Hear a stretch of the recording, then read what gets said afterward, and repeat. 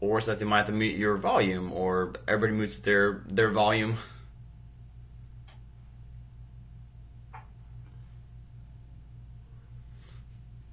All right. Okay. And for me, it was just a whole lot of information. So I had to watch it several times and go through it multiple times to really get it all. It was a great video, though. I learned a whole lot, and it gave me a good understanding of it all. Okay, awesome. You guys, for today, so we have, as usual, we have a lot to cover. Do you guys want to? We can spend some time, obviously, go over the homework if there's any questions. I can go through it from beginning to end again if you guys think that would be helpful, or do you guys just want to focus on, certain areas? Because I don't want to waste like an hour of people's time if if you guys are good with it. I don't think I need to go through it like all the way again, but it's always helpful to see if somebody else Okay. does that. Linda, Cheryl, Danny, what do you guys think? I got the homework assignment, but I Except we might have to turn your audio off completely, or I don't know what we're gonna have to do. Last time, or last week, or yeah, 2 weeks ago, class was great. We didn't have any echo issues. Or maybe, Seth, I guess maybe you could unmute just yourself, and that will be the whole room. You might just have to move your laptop somewhere more central.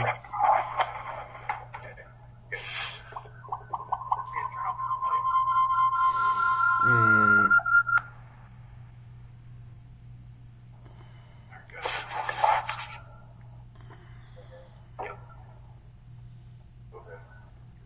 Oh, I'm good. Cheryl said go to the delete function, the delete part again. I'm fine with that. Um, yeah, I'm the same. Okay, cool. We'll just go over. Yeah, Seth, we might have everybody either just on their computers turns down the volume completely, so that way Seth's microphone is the only one that picks up the sound, because that's what's causing the feedback. Okay, sure. So let's go over just the part two of the homework, which is just adding a delete button and just adding basically another route to delete the tasks. So, okay, 1 second here. Let me pull this up.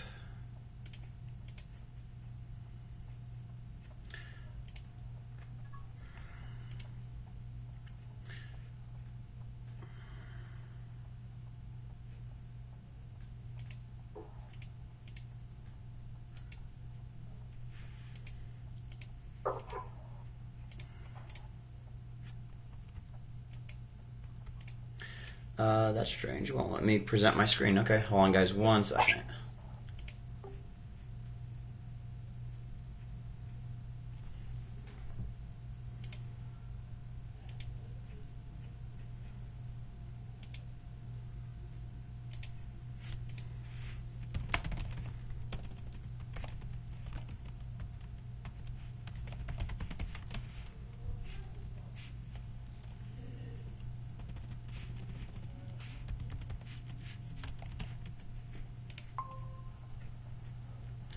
Okay, let's try that again now. Okay, let's try that again.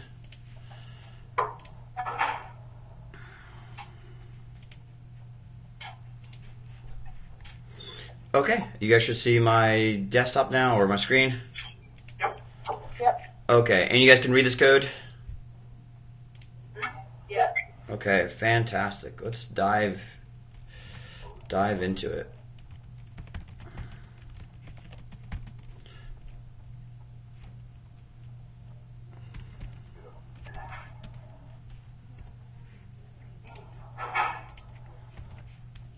Sometimes.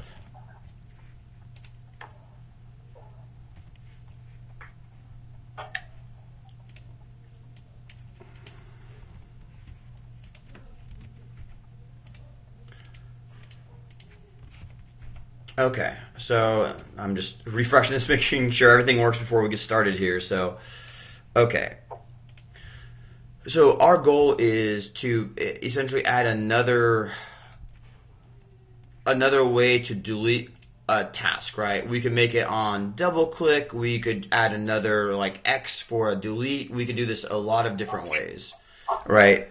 So, and it sounds like an easy request. And then if you look at our code for it here, we're toggling the task basically by a click handler on the li element, right?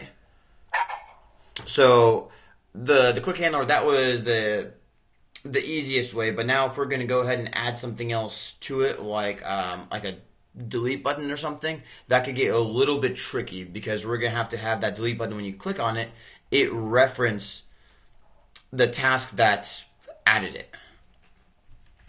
So let's see what we can do.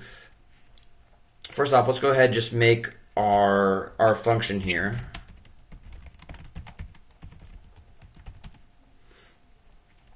And I'm just going to do a console.log here for delete task, so we can just see what's going on. First off, did you guys have trouble with this, or how many of you guys got this done? I got it done. I got it done. But For some reason, oh, go ahead. I was just going to say, I got it done too. Mine kept throwing an error that .get was not a function.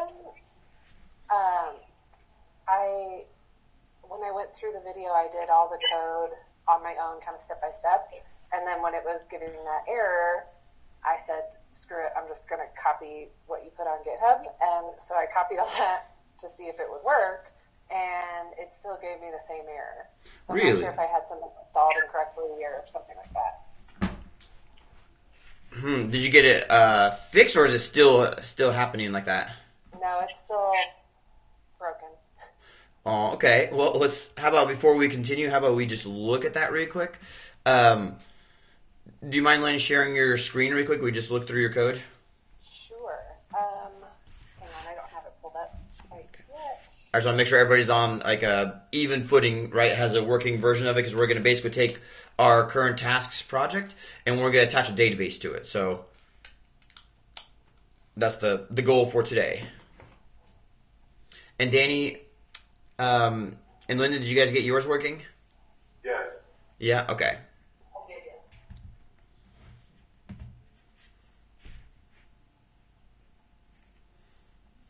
Sorry, Lane. Hope I didn't put you on the spot. Today. You what? I'm sorry. My computer's running a little Oh, okay. slow today. Well, I apologize for putting you on the spot too. So. No, that's okay.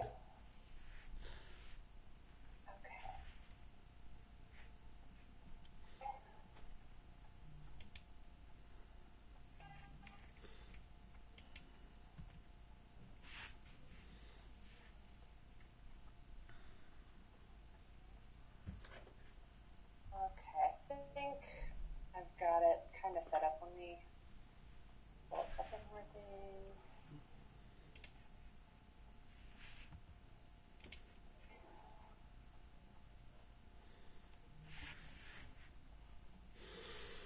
Okay.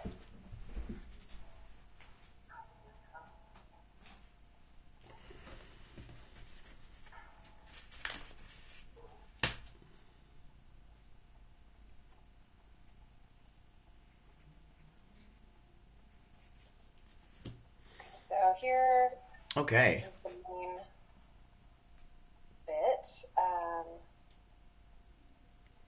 Where should we go? Try running it. I just want to see how you're like executing it and everything. Okay, so hang on.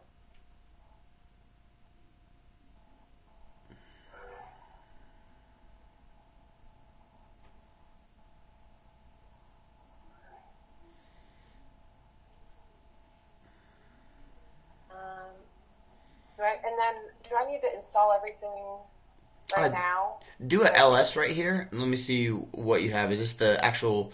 Everything is here. Okay, so you have node modules. So it should. So if you have a node modules directory, that means you have stuff already installed, and chances are it's going to be Express and body parser and everything we need. Gotcha. Okay, so then I can just run my... Yeah, node or nodemon of server.js.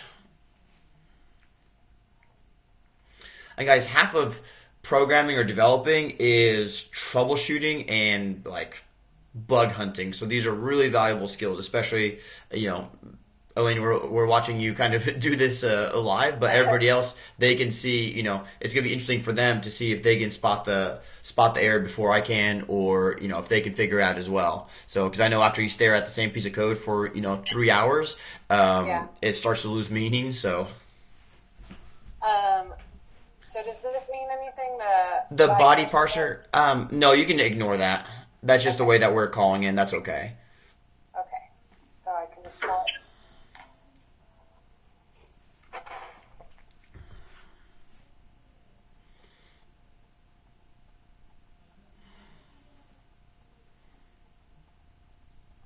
Yeah, Wi-Fi here in Mexico is a little slow. Oh, wow. Okay. So just try and add something. Yep. See what pulls up.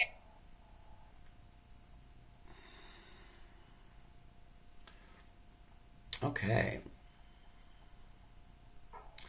Do I need to make that bigger? No, that's okay. That's really interesting. So you're using jQuery 3.3. $.get is not a function. Do me a favor, just type $.get right there in the console. Yep, and hit enter. Oh wow. So okay. So go back to your code real quick. That would be Your index.html there. So you're using, okay, so this is so sad. You're using the jQuery 3.3.1 slim.min. So remove slim dot in there. And then remove the integrity check because that's going to fail it because now we're pointing to a different file.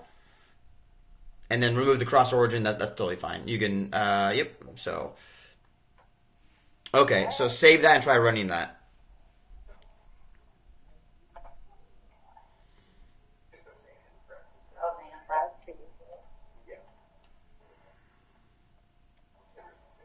Not sure if this is refreshing. Sorry. Oh, there we go. Yep. Okay.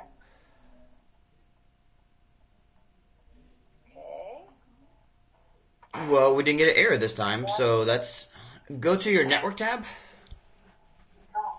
Okay, go back to your index.html. You don't have a closing thing on your first. Oh, yep.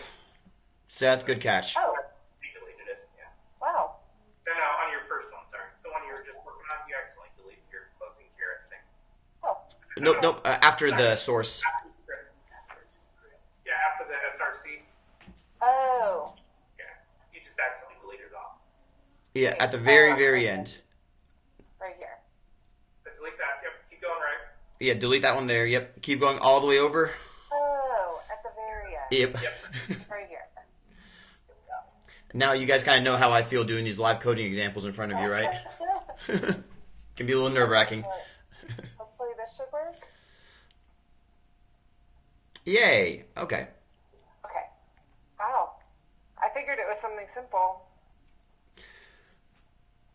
Yeah, well, and that was, yeah, so jQuery usually it has those things in there unless I noticed I had a slim version on the site, so I was like, I wonder what the difference is. And now we all know, right, what the difference is. It doesn't have any of the Ajax functions in it. Yeah. All right. Okay, awesome. So now we're all at the same level now, so, and Elena, I'll take the presentation away from you now. All right. Do you guys, really quick, do you guys have any questions about that, like what happened and why she was having a problem with it? Everybody's good with that. Okay. Okay, here. I will go back to sharing my screen now. So we are going to, so my goal here is going to be right next to each one of these. Oh, my server restarted. Okay. I want to add just a little X next to it that if you click it, it will mark this thing as to delete it, right? So if you click on it, it'll toggle it. You click the little X and it'll delete it. So let's go ahead and do that. So, and as usual, none of these things are prepared ahead of time. So I'm going to, try a couple different things here and we'll have lots of fun. So I'm going to first of all notice how we created our LI element using just HTML tag inside of a jQuery wrapper. We're going to do the same thing. So I'm going to, I guess I'll just call it delete BTN. So why not? And I am actually just going to do a span with an X in it for just right now. And I'm going to do a li.append of my delete btn. Even though it's not an actual button, it is my, it's a span that's acting like a button. So I hope that doesn't confuse anybody. But if I refresh this,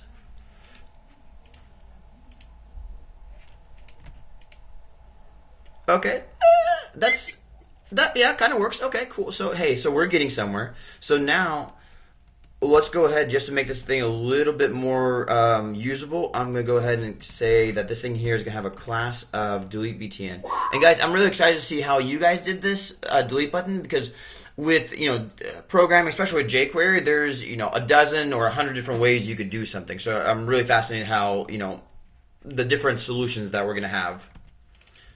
So here, my delete btn, I'm going to just add a class in here. So one more thing I'm going to do, guys, is I have mine running in NodeMon. I'm going to kill NodeMon so it stops deleting my tasks, because I'm not changing my backend code. NodeMon is really great when the backend code changes, but so here, let me show you really quick.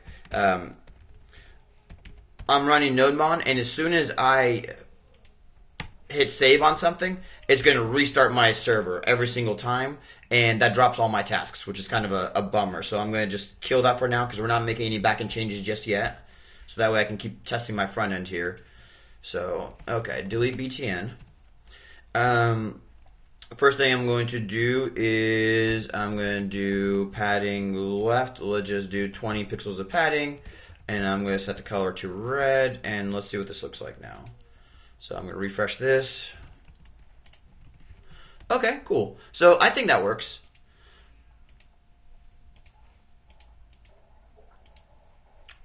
That's funny that, well, it's interesting now that killed my toggle task is running, but for some reason it broke it now. So let's investigate what is going on here. So if I inspect this, if I click this, it should toggle the class, right? Of it being,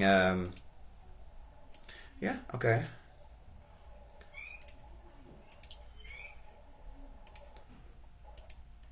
So all my tasks, none of them are getting marked as completed for some reason. So let's look at that. Oh, so really quick, does anyone know why this isn't working anymore? We'll just start there. I think it's because it's trying to read the text of the that line item, right? Because of the list item.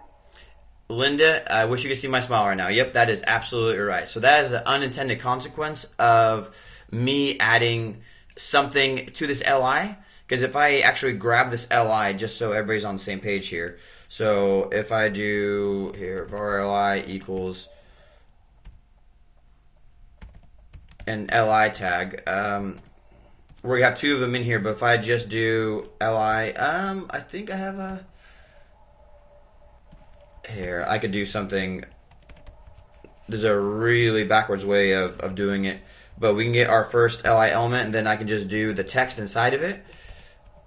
And this is the text now. It's 2x, right? So whenever we click to toggle something, what we're doing, our code is doing, is it is going to send to our backend li.text to toggle task, and then this text is no longer going to be found on the server, right? So we need to think of something better immediately. So there's a couple different ways that we can do this. We can still get this thing to work with the text, so we can try salvaging that. Or what we could do that is probably a better solution is add an extra identifier to these tasks. Which way did you guys take? Just out of curiosity. So I got stuck right here. Once my toggle broke, I just put another button up top where out of the item, I just created a delete button. So I have to type in the item again to delete it. Okay. And Cheryl, Danny, do you guys get stuck on the same place? Yeah, I did, and I used a query selector. Okay, awesome. A document dot query selector, and I selected.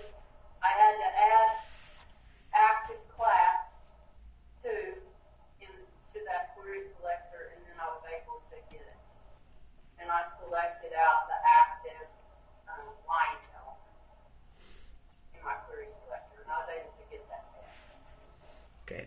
And Danny?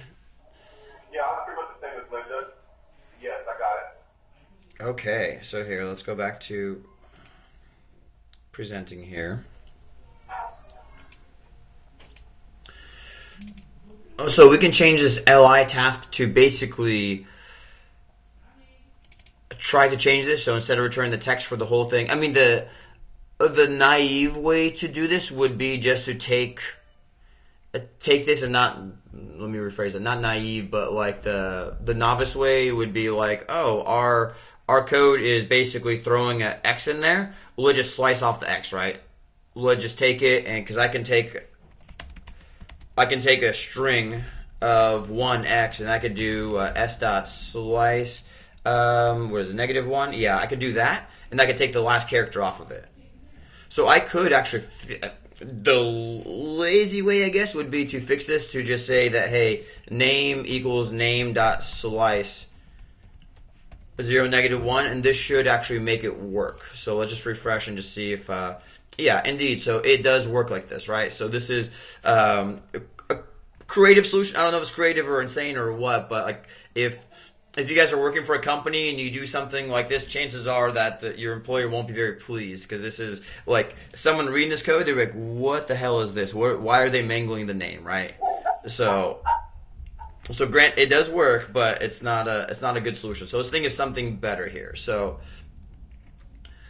the best thing to do is, honestly, instead of using the li.text, is adding an identifier to these li elements, like an ID basically, that lets us know which task that we're actually going to be erasing or not. So what we could do is, here somewhere in our console, we got that first li element somewhere in here.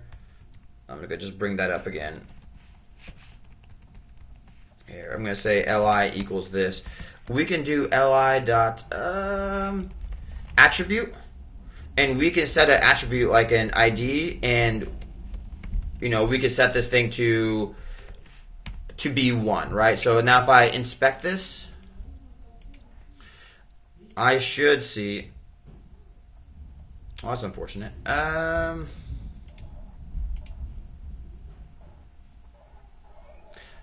Okay, cool. To the jQuery docs.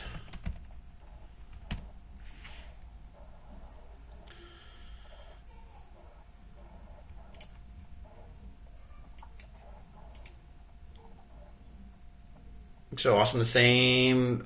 Okay, well his is okay. So I see why his didn't work, but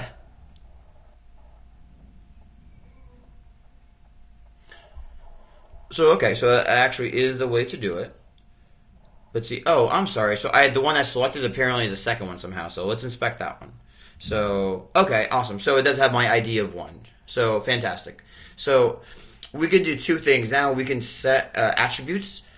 I can use ID, I can use whatever I want. So I could do something is, when we're creating this li task, I could set the text of it to be task.name, but then I can set the attribute of even name right now. So if I'm doing this, if I just need to get this done and I'm just trying to find something that's going to be foolproof, I could do something like this and set task.name here. And then as I refresh this,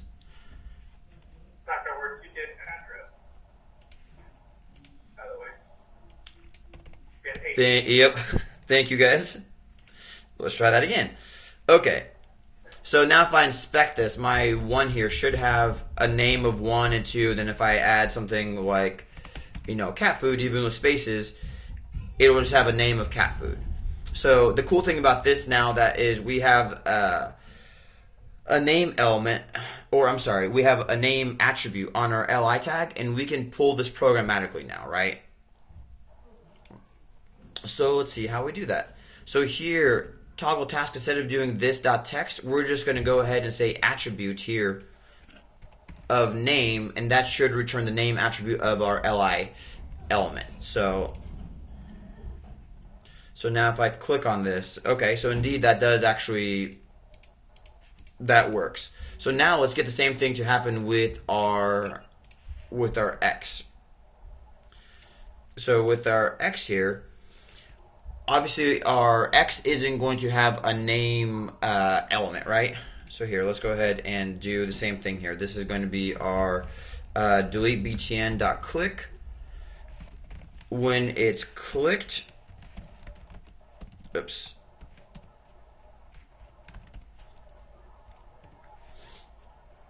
We want to do basically the same thing. So we can't do li here. Well, we could, but here, this is going to be delete task of name.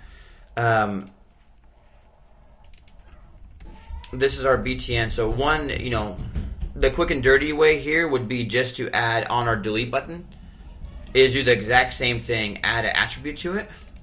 So this here, guys, if you know nothing about jQuery or you know the very basics of it and you just need to get something done, cool. We can just add a name attribute to our delete button.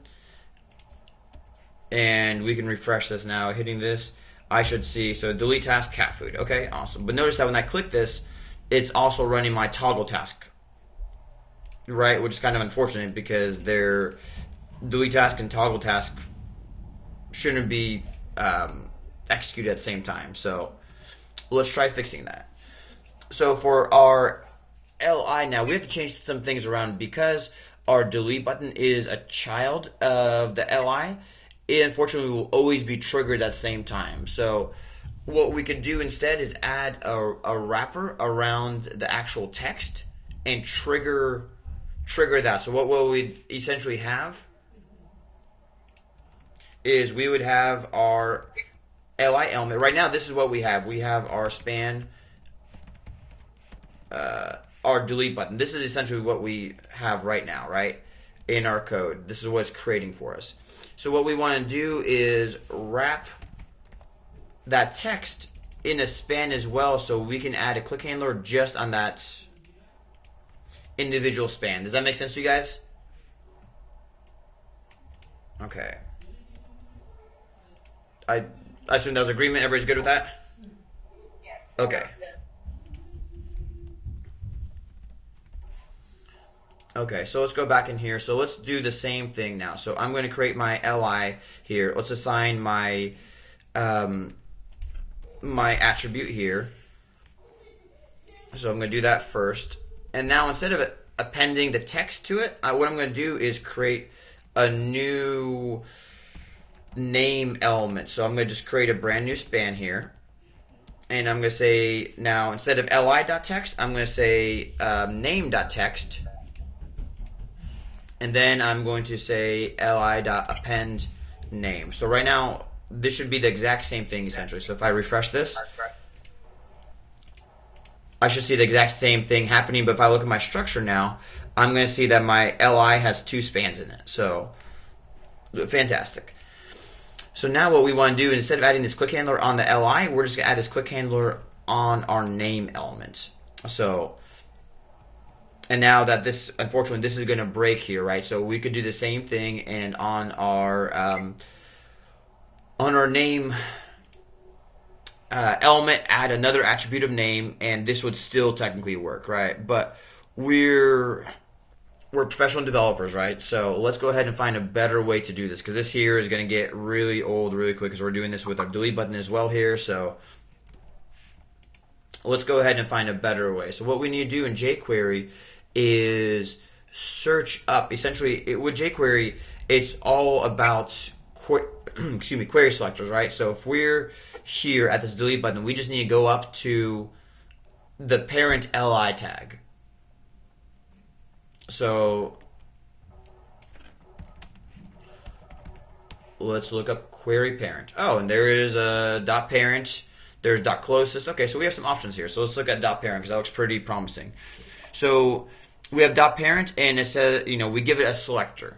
So get the parent of each element in the current set of match elements optionally filtered by the selector. Okay, this actually sounds like more or less what we want. So let's give this a whirl.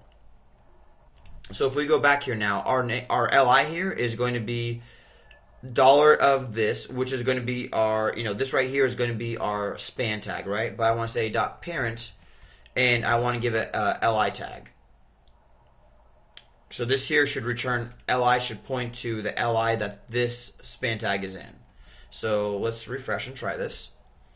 So if that works, okay, so that actually works. So fantastic. So that means now we can do this exact same logic down here with our delete button. So this here we could change right back to our li tag and just do a li dot attribute of name, and we no longer have to set the delete button attribute name. So our code is getting a little simpler here. And you guys are still with me. Let me know, please, if I'm going too fast on this. Okay. At least understanding it. You guys are good? Okay, fantastic. I love it. So now I just want to make sure all this works.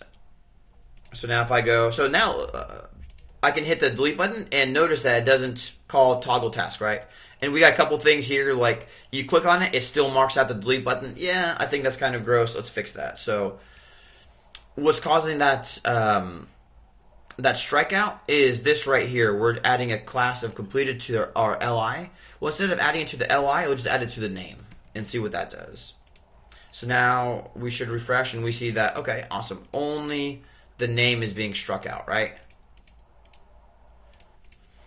So we're pretty much downhill. Like this, in my opinion, this was the hardest part, right? Getting the jQuery part of it working. So now all we have to do is add a wrapper for our delete task. I'm sorry, wrapper. Add a backend call for it. First, before we do that, do you guys have any questions on the front end, how we got this to work? Because I went kind of quick through it, but I want to make sure everybody is, and please don't be shy, guys. This is like your education. You know, as much I love hearing myself speak, I want to make sure that you guys are learning and, you know, you guys get the most out of this class. So please don't be shy. No, I think my only question is the difference between an attribute and a class. I understand the difference, but the reason we wouldn't use a class on it is because we're trying to do an individual, look at the individual one instead of apply a full class on it like we did on the class.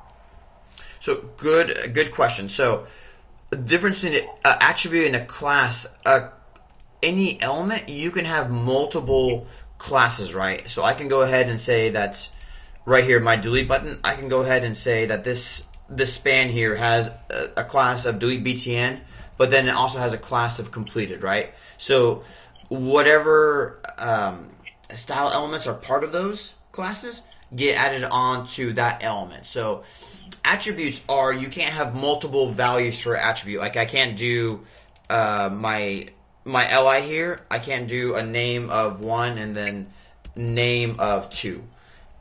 Notice that I tried hitting enter on that and they just rejected my second one. So attribute names have to be unique. So for what we're doing, Linda, with our jQuery, we're essentially, and I'm sorry guys, I was doing something in Google Chrome. I forgot I wasn't presenting, so I apologize. Let's try that again.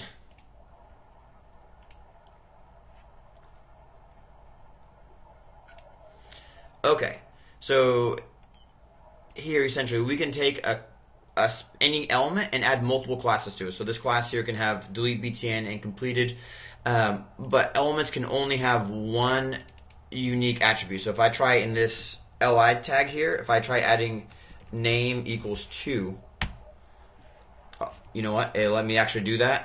But if I go ahead and do a jQuery on that, so if I actually select that, so here, let me do my li tags here, and I want to get the attribute of name of them. So I'm going to see just 1 instead of, because remember we added 1 and 2. So I'm not going to see, attribute names always have to be unique.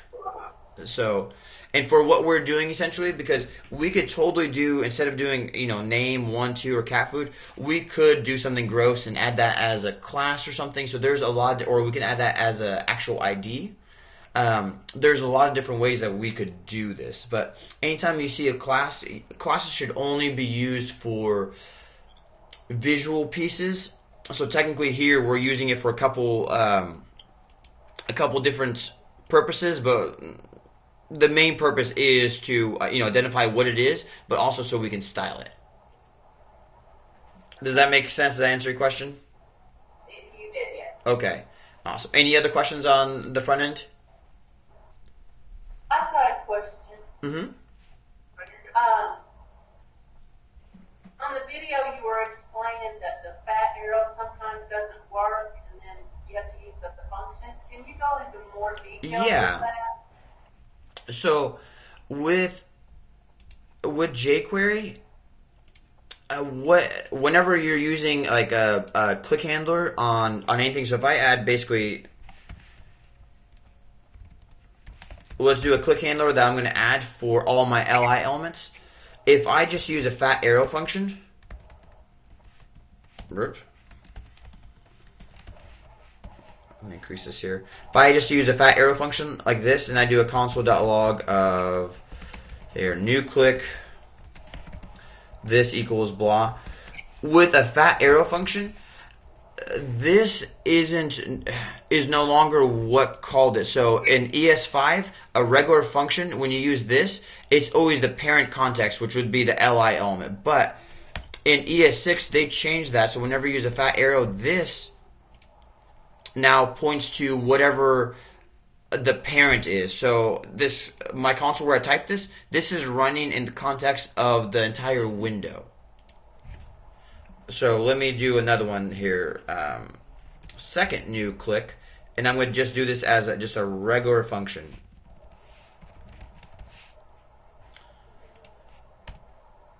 So okay, so let's clear all this here. So if I click on this now, I see.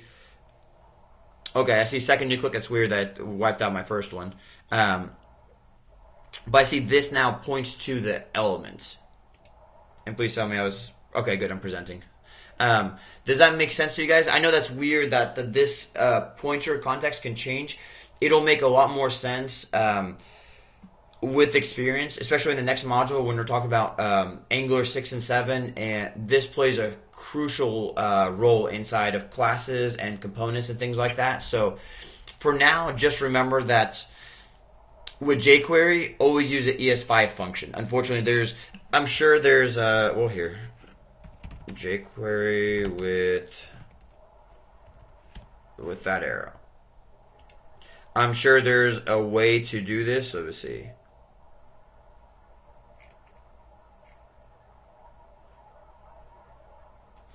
Okay, cool. So you could do it like this. e.currentTarget looks kind of gross. So there are ways to get around it. But now notice that we're not doing this. We're setting a new variable called $this. So you're kind of faking what this actually is. So there's ways around it. Unfortunately, Cheryl, I'm not giving you a good answer here just because it's a deep rabbit hole. Do you guys have any other questions on the front end piece? Just a confirmation kind of question. Yeah. But the name piece just comes from our click, our add button click, where we defined name there. Is that where that's coming from? Sorry, repeat that. You're asking about where the attribute is? Yeah, the name attribute. Yep. That's just coming because we already defined it as a variable, right? Yeah, because task.name, basically we're displaying the tasks. So our application now has multiple layers, right? So this display tasks is getting an array of tasks from our backend. So whether you toggle something, it gets a new list of tasks. If you just call get tasks, it's going to get an array of tasks. So the backend is sending all those, so that essentially is defined already, and we're just setting the attributes on our li element that way. Did that answer your question, Elena? Uh-huh. Okay, awesome. Okay, Danny, you're quiet. You have any questions? No, I'm good. Okay, fantastic. So let's go ahead and build our backend for this so we can actually delete these things. So for that, basically we can do the exact same thing here that we're doing for toggle task for our delete task. So I'm going to just basically copy this code here. And instead of posting to whack toggle, I'm going to post to whack delete. Paste in my name. I'm going to just go ahead toggle, or oops, this is going to be now delete task. I'm going to just say, well, here, I don't even need this. That's okay. So here, we're going to basically do the same thing. We're just going to do a post to a backend route, pass in whatever we need, and then we're going to get the an array of tasks back, and we're going to pass that to display tasks to basically update our front end. So far, so good. And notice here that we're doing a console.log of what toggle task is returning. Here I'm doing a console.log of what is being passed to delete task. Technically, this should be, toggle task result equals blah. Here, this should be name equals blah. So in case we're just being more concrete about it. So, okay. So our backend now. So first thing we need to do is add another route handler. So I'm just going to copy paste our toggle one because this is going to be pretty close to it, right? So this here is going to be whack delete. Let's go ahead and just do our console.log. And now we're going to call delete task of rect.body.name because this could be the same exact property and everything. So all we have to do now is write a function to delete a task by name. So delete task name. So first thing, to delete an element from an array,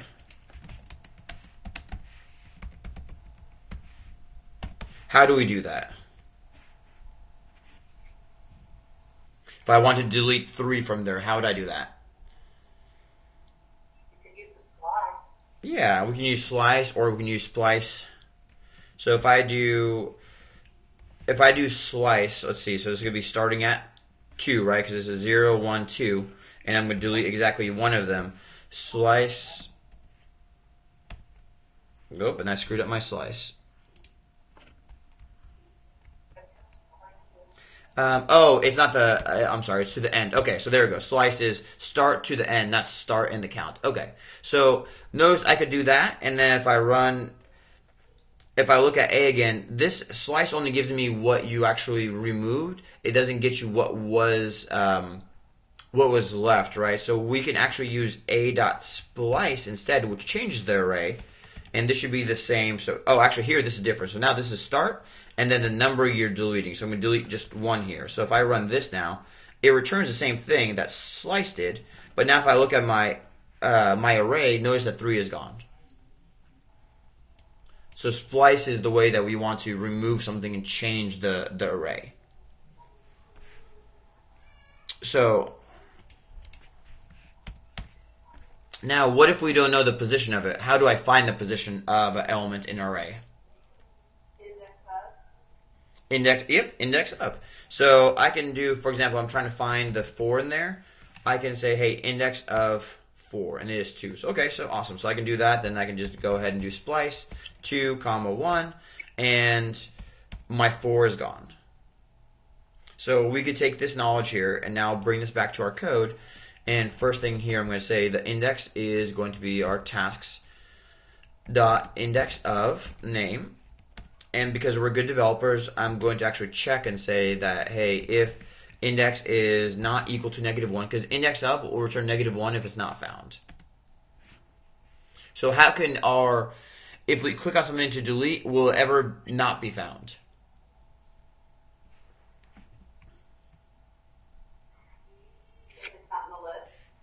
Yeah, basically, if we had that last time, or in the video, I think I went over that. If your front end is stale, so it's changed already, but your front end is not aware of it, and you click on something to toggle it or to delete it, the backend may not have that item.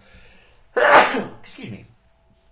So we want to check right here. So we want to say that, hey, we could just do, hey, if index is equal to -1, we'll just go ahead. We're going to just bail out.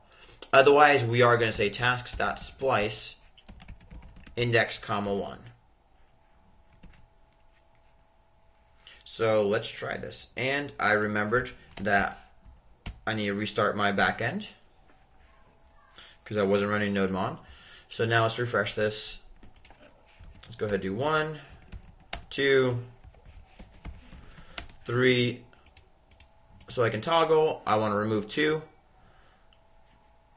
Okay, that was anticlimactic. So it posted to whack delete name of 2, but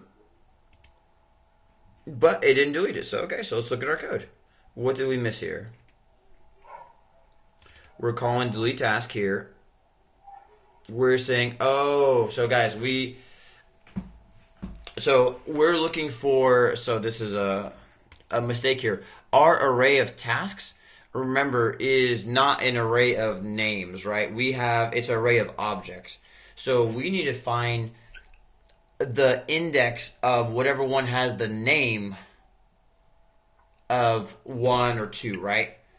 So that becomes a little bit more tricky because I can't just do tasks of, index of name, right? So how do we do this now? Pass what? Would it be task.name? Index of name? So unfortunately, we can't do it that way. So here, let's go ahead and, because Google is really freaking awesome, we can store this as a local variable called temp1. So I'm going to say tasks equals temp1, and we're going to just pretend like this is our backend here. So here is our array of tasks, right? So we know that we can delete one. If we know the position, we can just do splice. If I delete 1, 1, it will go ahead and delete it, right? And my tasks, that'll be gone. So, and now I screwed that up, so let's do that again. But we need to find what that index is. So one way we can do that is find the object that we're talking about first, right? So we can do something with .find. So I can say tasks.find whatever task, and I'm going to just use T for task. Task.name is equivalent to 2, for example. So that gives me that entire object, right? So I know that my target task to delete equals this. Then I can do tasks.index of task to delete. And that's the index of 1. So this is kind of a two-step process. Well, technically a 3-step process, right? Because we need to find, actually, look, we did the exact same thing here. In our toggle task, we had to find the task using tasks.find and, where the name equals this. So I can do the exact same thing here, saying that, hey, give me the task first, and then we're going to say the index is going to be tasks.index of task now instead of name. Does that make sense to you guys? Okay, well, let's actually check, make sure this thing works. So here, I'm going to change this to NodeMon, because if I missed one thing, I might miss another, and I'll have to restart this. So, okay, let's refresh. Again, 1, 2, 3. Okay, so now I can toggle these things and clicking the X, and bam. Okay, so that worked. Pretty cool.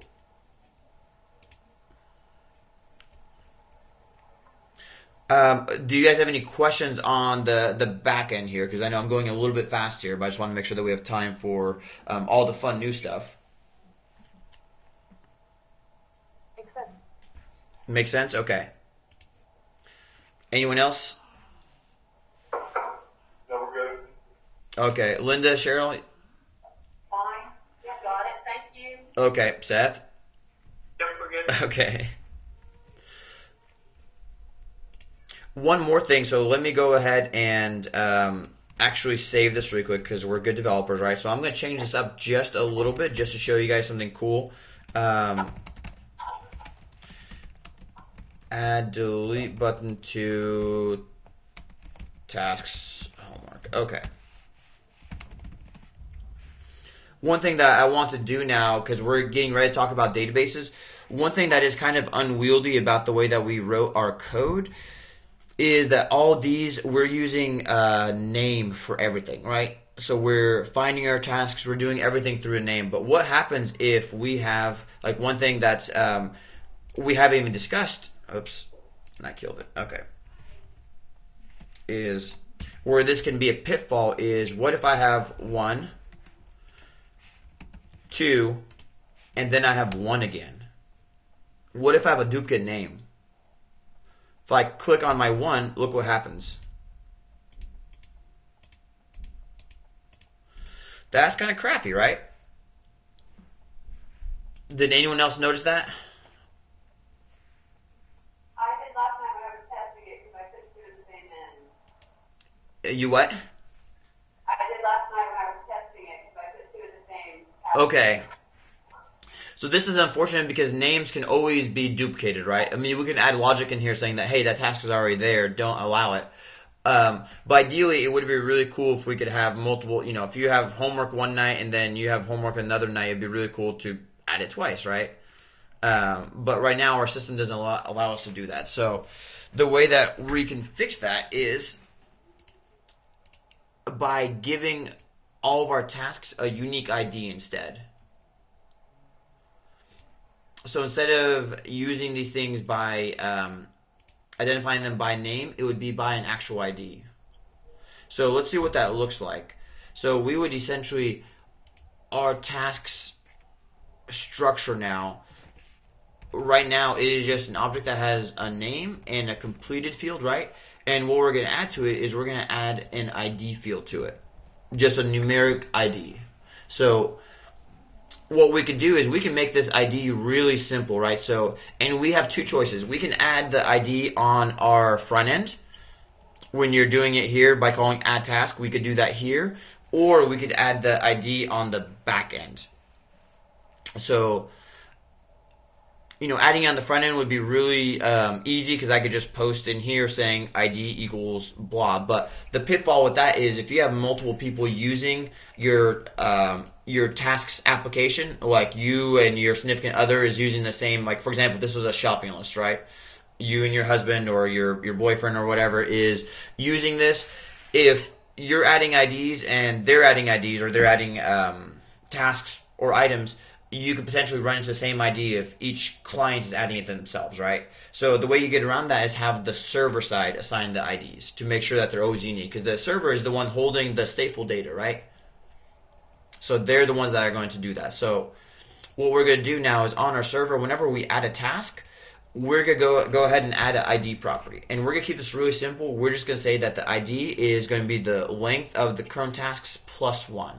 So I'm going to say tasks.length plus 1. I'm just doing the plus 1, so our first ID always is 1 instead of 0, just because you generally don't have IDs of 0 for like databases and things, and this is basically our database. So are you guys good with that? Okay.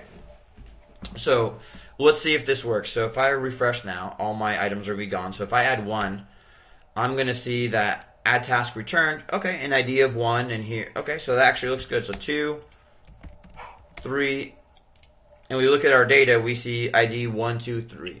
So really cool. So what we can start doing now, instead of having, because now if I add 1 again, notice that it has a duplicate name, but it has a unique ID, right? So instead of toggling these things or deleting them by name, we're going to change this to use ID. So let's go in here. So add task, sure, we'll use name, but toggle task, we're going to change this to use ID, and same thing for delete task. So we're just going to use ID for all of these pieces here. Delete task, okay, ID, and let's just be consistent here. So I'm going to say that here, toggle task, the ID that we're passing. I'm going to make these things really similar to each other just so there's no confusion. Okay, toggle, toggle, delete, delete. Everything uses. You need to fix line 19. The what? I'm sorry. Line 19. Line 19. Yeah. Oh, thank you guys. You guys are freaking awesome. Okay. So obviously, if I run this now, it's going to still fail because I'm going to refresh this. Oh, and NodeMon, good old NodeMon is killing my stuff again. Because I'm going to click on this and it's going to try to send the ID of actual 1 instead of a numeric 1, right? So we need to change our code around here. Instead of doing the attribute of the name, we can still use name, but what I'm going to start doing now is just using the attribute of the task ID. So I could use ID. One thing we have to be careful about is in HTML, the attribute ID is always reserved, and it literally is one element on the DOM that has a specific ID. So if I give this an ID of 1, so if this span here, if I can edit it, has an ID of 1, I have to make sure that nothing else on my page has the same ID. So just to make sure I don't have that, I'm going to go ahead, I'm going to call it task ID. Just to make it more unique. Are you guys good with that? Okay, so this could be task ID of task.id. So now here, we're going to pass, instead of name, our toggle task and our delete task is just going to pass task ID.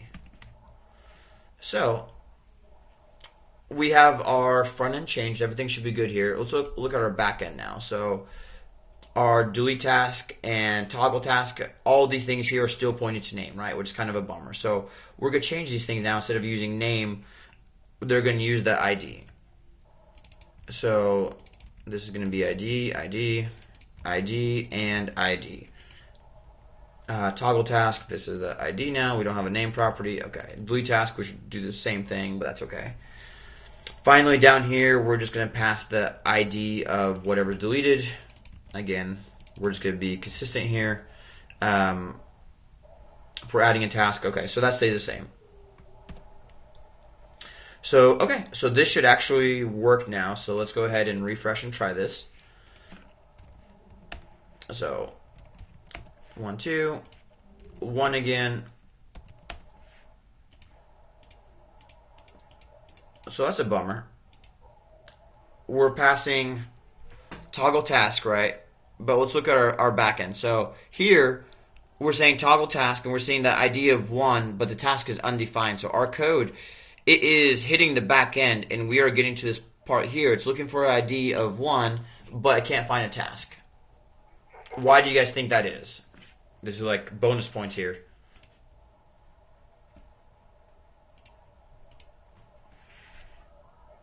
Come on, you guys know this. Here, I'll go back to the code.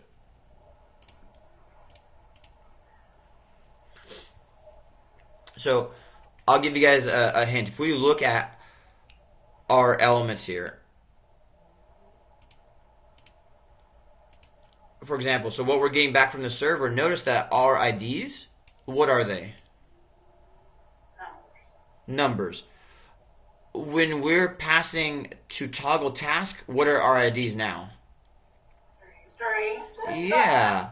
So if we look at our backend code, what's getting passed to our toggle task, it is a string, not a number, right?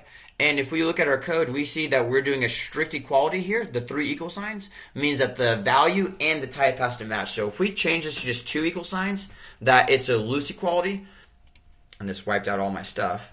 1, 2, 3 here.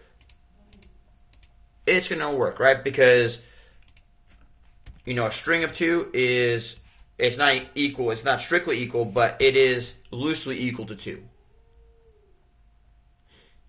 Are you guys with me there?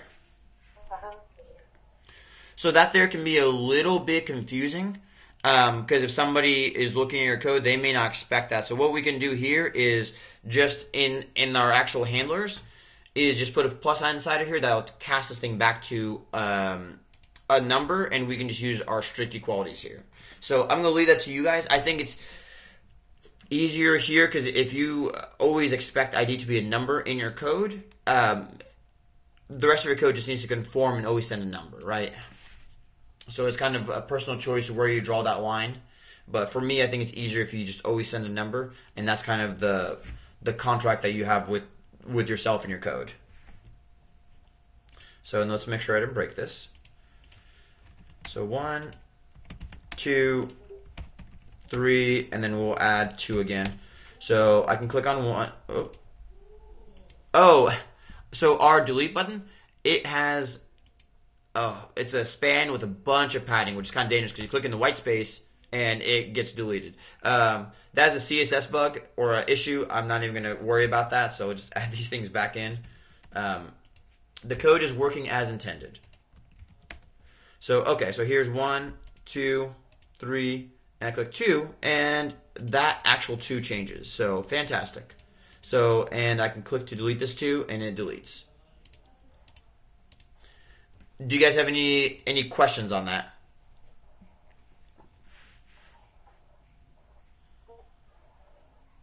The concept of, you know, finding tasks through an array using an identifier, you guys are good with that? That's not scary to anybody? Okay, fantastic. It is 10 o'clock, guys. How about we take a quick 5-minute break, just stretch, get some water, get some coffee, bathroom break or whatever, and we'll meet again here at 10:10. Sounds good. Okay, awesome. Thank you, guys.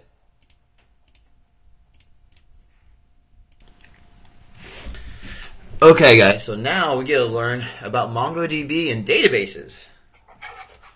First, let me go ahead and commit these changes here.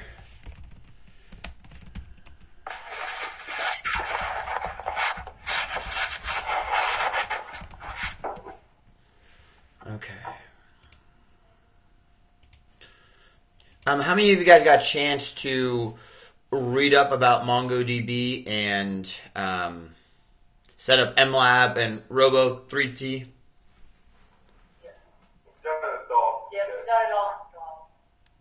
I didn't.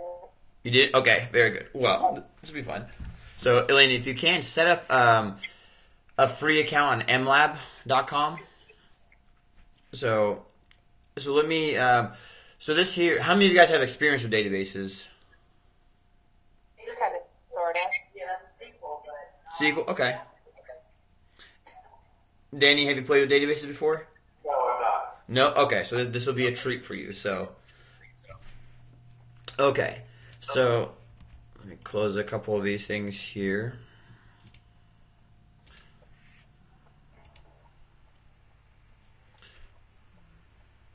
Hey, Sergi, Yeah. are you recording? Yeah, I'm recording all this. Okay, good. My Wi-Fi's been kind of spotty today, so Oh, okay. Yeah, I've been recording every single class, so you guys can always, I post all these things to YouTube, so you guys can refer to it anytime. Awesome. Thank you. Mm-hmm. So if we go to MLab, essentially, so yeah, Elaine, this thing here, MLab is just a free Mongo or database as a service, essentially. So it's really cool because it's perfect for smaller projects. Before, when I taught this class, I had people install MongoDB on their local laptops, and it was, especially for Windows, it's so brutal, and even for Mac, because you have to remember a path, you have to remember to start it every single time, and it was a huge memory hog. So this would probably be easier just using a hosted service, and you don't have to install anything on your laptop, and you guys might appreciate that a little bit more. Sounds good. Yeah. So here, once you have an account set up, I'm going to go ahead and just delete this entire database here and just start this from scratch. Let me know, Elaine, if you're doing this now, I'll wait till you have this done and we'll just walk through this together. Yep, I'm all logged in. Oh, okay, fantastic. Well, if you guys are ready, just create a new database here on MLab. We want, it doesn't even matter which one of these you choose, so... Which one do you want them to use? It doesn't, as long as it's a free sandbox, I don't care, so you won't even have access to that infrastructure or anything. So Google Cloud Platform, I think they're great, and they're like in Iowa, which is more or less close, so it'll be decent. So database name, I'm just gonna call this OK Coders because these are gonna be our in-class examples. So if you guys do the same thing, this will make it a little bit easier. Hold on, slow down, Sergi. Yep, sorry. Do you want to show us while we're out? So sad. Alright, so create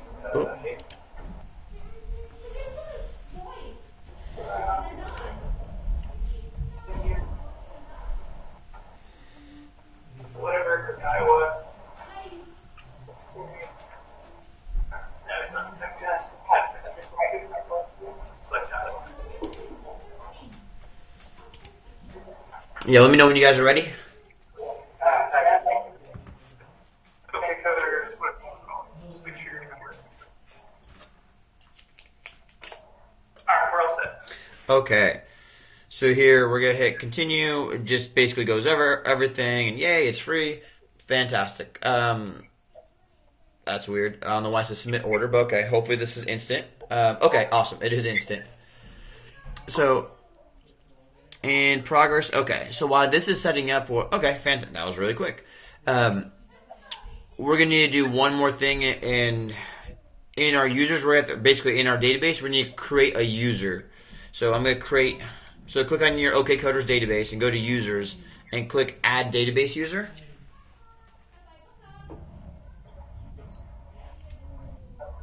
So you could use whatever you want. I'm going to just use Sergi. You can use OKCoders. It doesn't really matter. So I'm just going to use Sergi1 for my password.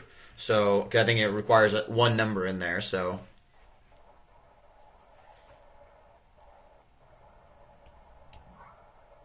you guys, this password, don't make it like your banking password or anything like that, because we're going to save this password in our code. So make it something throwaway or something simple. I don't think anyone's going to hack into your MongoDB database and steal your shopping list. So it doesn't have to be crazy complex.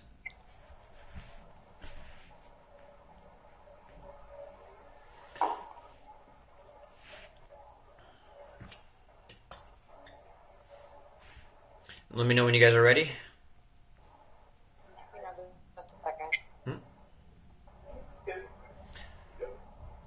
Okay, awesome. So now we're going to connect to our newly created database. So this is where we can do this through the command line.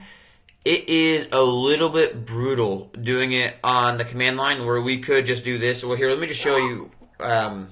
Actually, I'm not even going to scare you with the command line. We'll just do Robo3T. Before I used to show off the command line and how amazing it is, and it really is brutal. And then I'll show you guys this thing called Robo3T, and you guys, thought it was a godsend. We'll just skip that step and just take my word for it. It's brutal. So if you open up Robo3T now, this is just a graphical editor that lets you connect to multiple databases for MongoDB. Let me know, Elena, do you have Robo3T installed yet? I don't. Sorry. Okay, go ahead. No problem. Go ahead and install it real quick. Does everybody else have it installed? Okay. So to set up your connection on MLab, so I'm going to call this thing MLab. The data or the address here, and Elena, I'll go over this again. I'll just get them started on this while you download that. Thank you. The address is going to be whatever it says here. So it's going to be, mine is going to be 3s blah blah blah, all the way to the .com. So just the URL, right? The ds.mlab.com. So that's going to be my address here, and my port is going to be 33601. Your guys will be completely different. So please use. You're more welcome to use my database. It might get really confusing though. Okay, so we click create. Is that what we're doing? Yep, you are going to go ahead, and when RoboMongo pops up, there's this little connection. It should come up with MongoDB connections. If you click on create, it will bring up this little connection setting window. So for name, I'm just going to call it MLab, and then again my address, and then my port.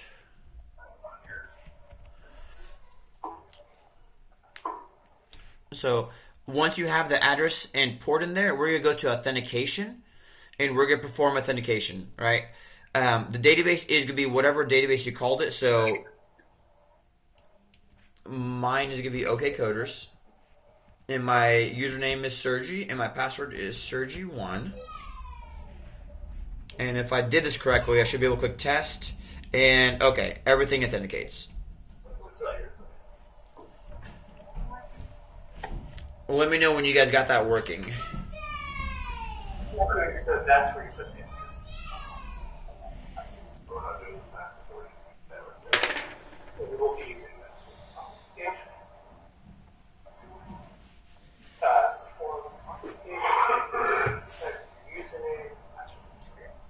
can you go back to connection? Yeah. So connection is just going to be your address here, and then this is going to be your port. So your guys' address might be different, so make sure you use whatever your MLab says.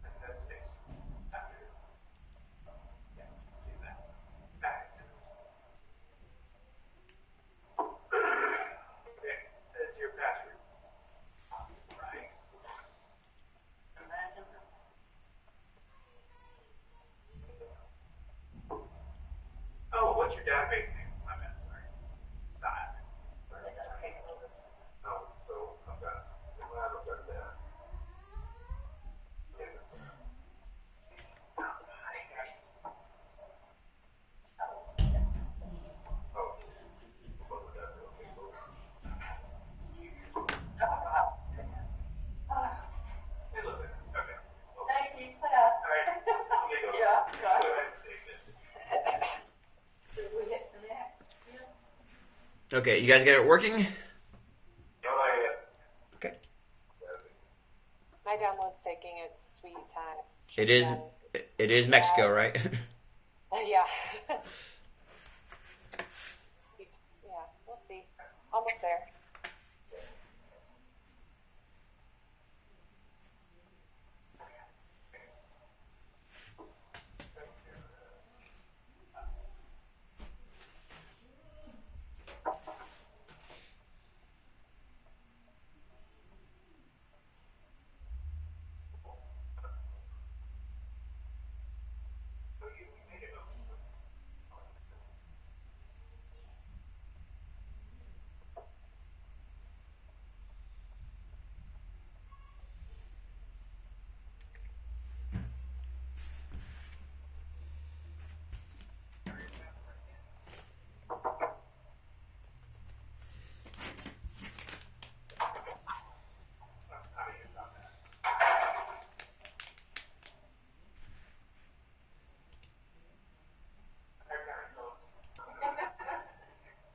Elaine, how much longer on your download?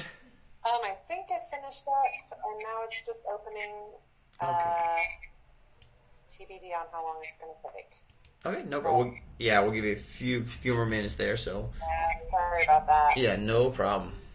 We've been having tequila and enjoying ourselves. I should have been downloading instead. MongoDB or tequila. Where are you? We're in Mexico City. Okay. Yeah, it's awesome. I highly recommend visiting. I didn't have any idea that I would love it so much, and it's been awesome. I love it. Well, we're jealous. The weather totally sucks. Just kidding. It's amazing.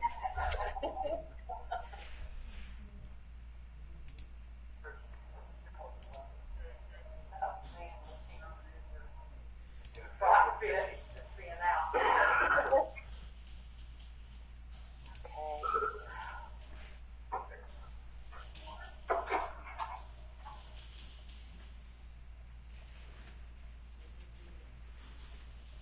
I'm almost there.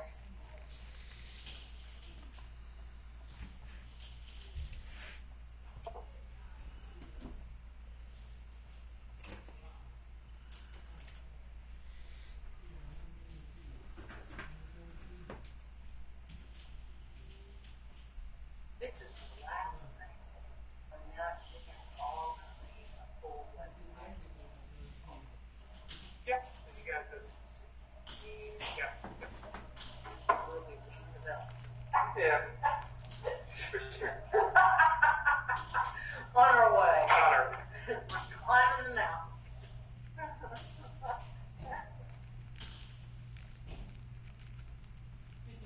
Okay, my robo is opening. All right.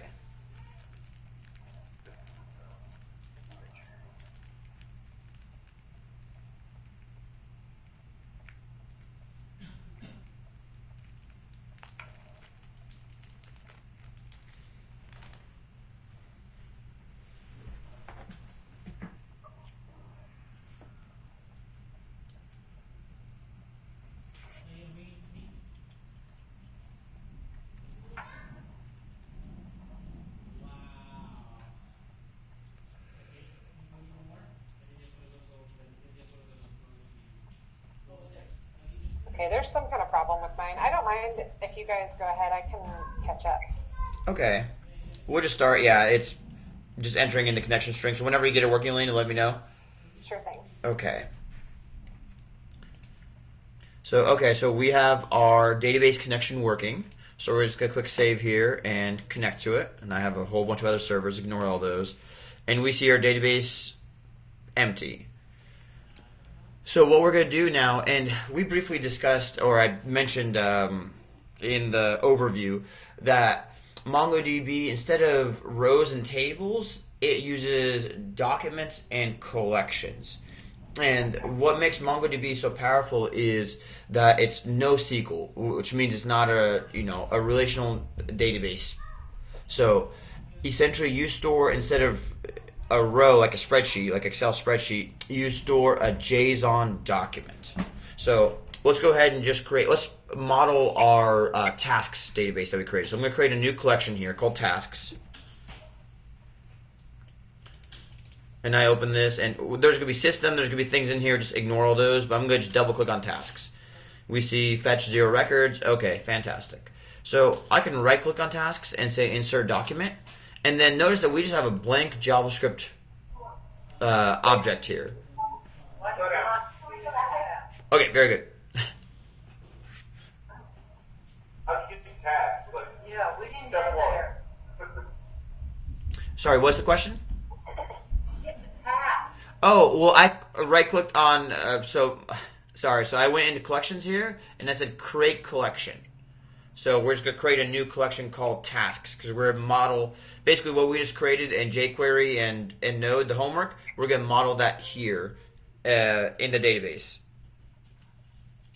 Okay, got it. Alright, just that. So is it task? Tasks plural, like basically what our JavaScript array was in our server-side code. We're gonna model this. We're gonna pretend that our, this was our database here essentially. We're gonna replace this with MongoDB now. So we have a collection now, right? So everybody has a collection. Okay, so I'm gonna right-click on this and click Insert Document. So now I just have a window that just notice that the two curly braces. So it's a JavaScript object here. So I'm going to do here, first task, and click save.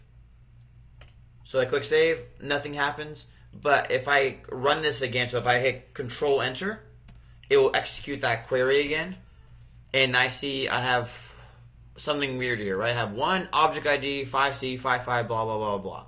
So, but if I double click that and expand that, I see that there's this underscore ID property and then my actual name of first task.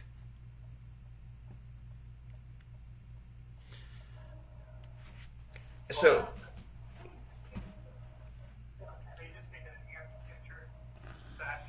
Elena, how's yours coming along? There's some weird stuff with Mac. It's saying that it's from an unidentified developer. Oh, you have to go. Yeah, there's Google for that. There's just a setting in on the Mac that lets you install stuff that that they don't pay Apple to allow. So I think I've got something pulling up, but like I said, this is just going so slow today. Just even this web page is not loading. So. Yeah. So your first task is just being called name. You don't have to put any of that. Just say when you'll notice it still says 0. So you click up here. Yeah, just say Control Enter and it'll run that query.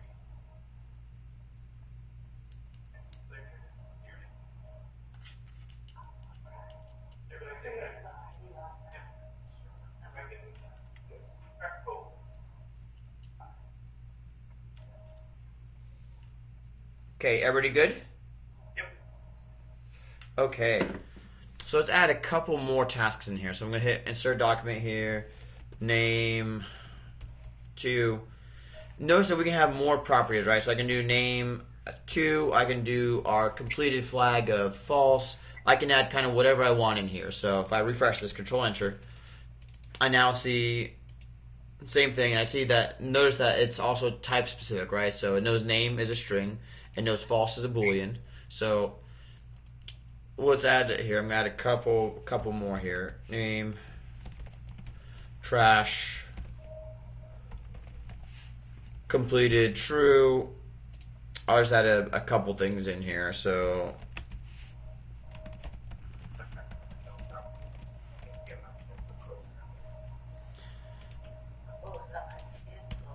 I have 4 tasks in here now.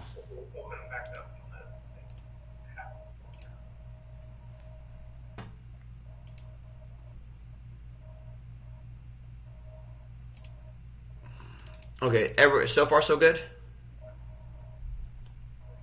I think we're still entering, but yes. Yeah, okay, no problem. Yeah, just enter a couple of them in there, guys. Yeah, it doesn't even matter what they are, and we'll we'll see. I mean, this everything that we're doing right here, this is just throwaway. So even if you guys just, how about I just demo this on screen just for a little bit, and you guys just watch, and then I'll have you guys create your own. So what I want to show is we have, notice this whole thing here looks kind of scary. db.getCollection tasks.find. Well, this find here and this empty object there, that is your query, what we're looking for. And in this object, we can put whatever we're looking for. So if I'm looking for a specific name of, for example, 2, it's going to return me all the documents that match 2. So if I'm looking for all of them, for example, that are completed, I'm going to search for completed true. And I have only one task that's completed true, right? I can look for completed false, and I have 2 tasks. So, but notice that, remember I had a task here, so I can open another tab here. My very first one, notice it doesn't have a completed that's true or false, it's just undefined. This isn't going to show it. So if I want this one here to show up, I'm going to go back into it and I'm going to edit it, and I'm going to say that my first task completed is false. So now I can look at completed false. I have 3 tasks. Completed true, I have 1 task. So, and I can look for tasks by name. I can also search for any task, for example, that start with a certain letter. So if I can do a regular expression here. So I can look for those 2 forward slashes, and the T means show me all tasks that have a capital T in them, or all tasks that have a name with a capital T. So we see, 2 and trash.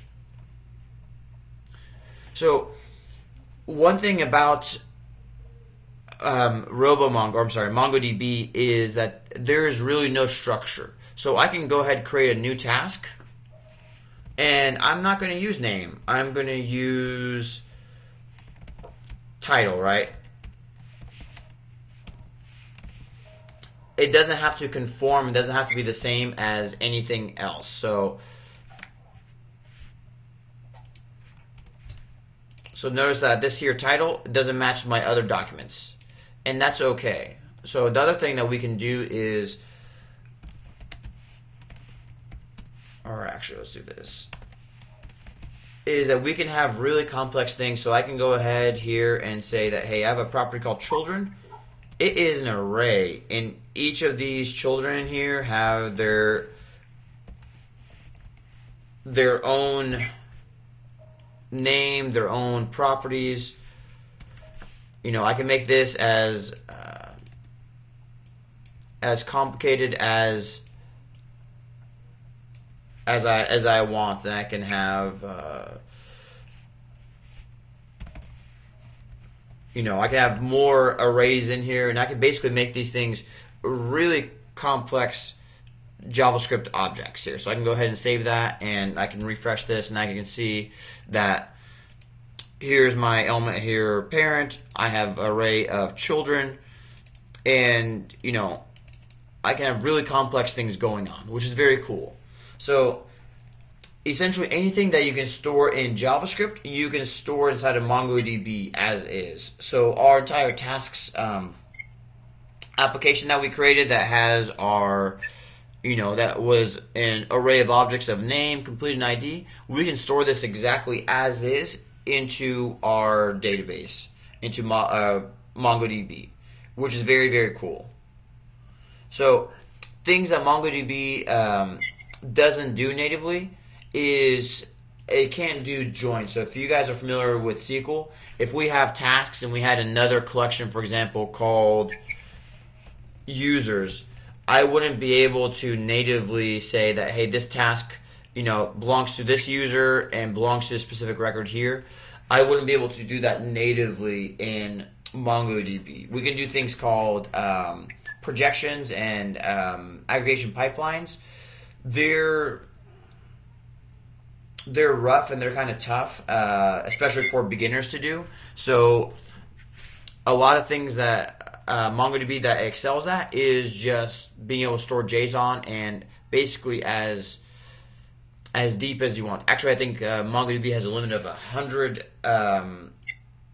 elements deep, so you can have children, others, grandchildren, all the way to 100 levels, which is really cool. So, do you guys have any questions about this so far before I continue? Okay, fantastic. Well, I've got mine all downloaded. I don't know if we want to. Oh yeah, let's go ahead. You guys just keep going. No. Let's go ahead and do that. So if you open up yours, Elena, you're gonna have MongoDB connections here, and if you click on create, you're gonna basically type is gonna be direct connection. The name is going to be MLab, and your address is going to be whatever this host is right here. So before the colon, that's going to be your address, and then the 33601 is going to be your port.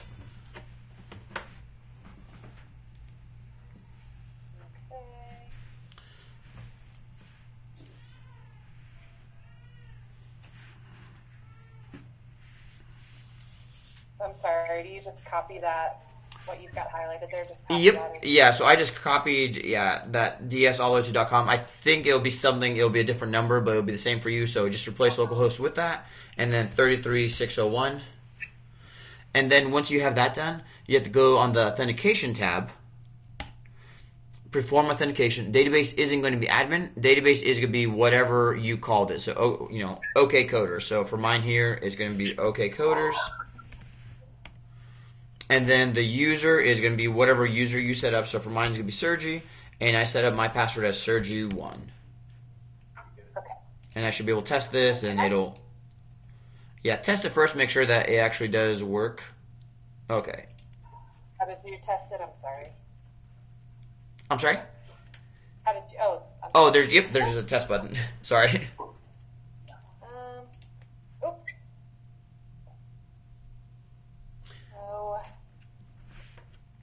I did something.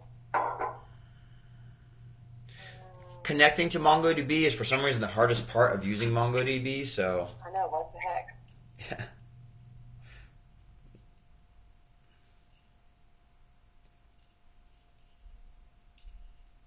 What was the error that I gave you?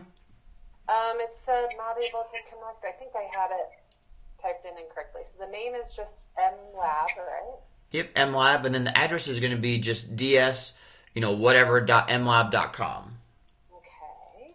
And then make sure that you change the port, the 27017 to whatever port it tells you. So 33601 for me. Gotcha. Okay, I think that was my problem. And then authentication. Okay, coders.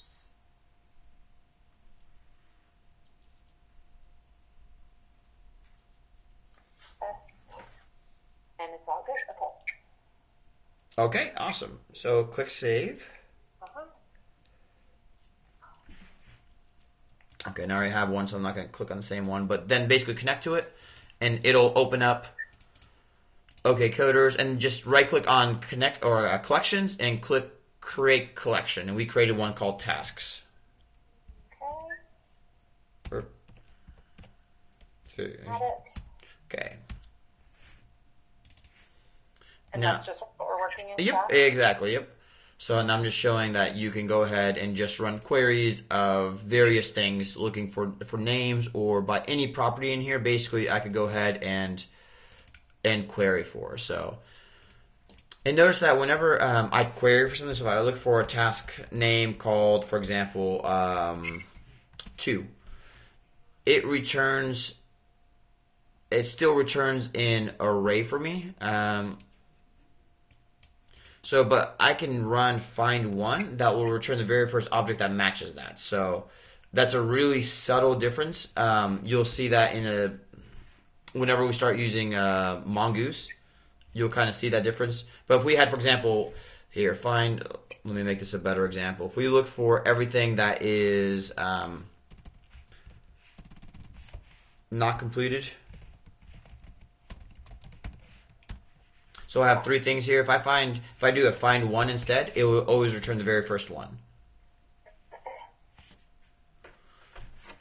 And did you have this connected to our homework code somehow?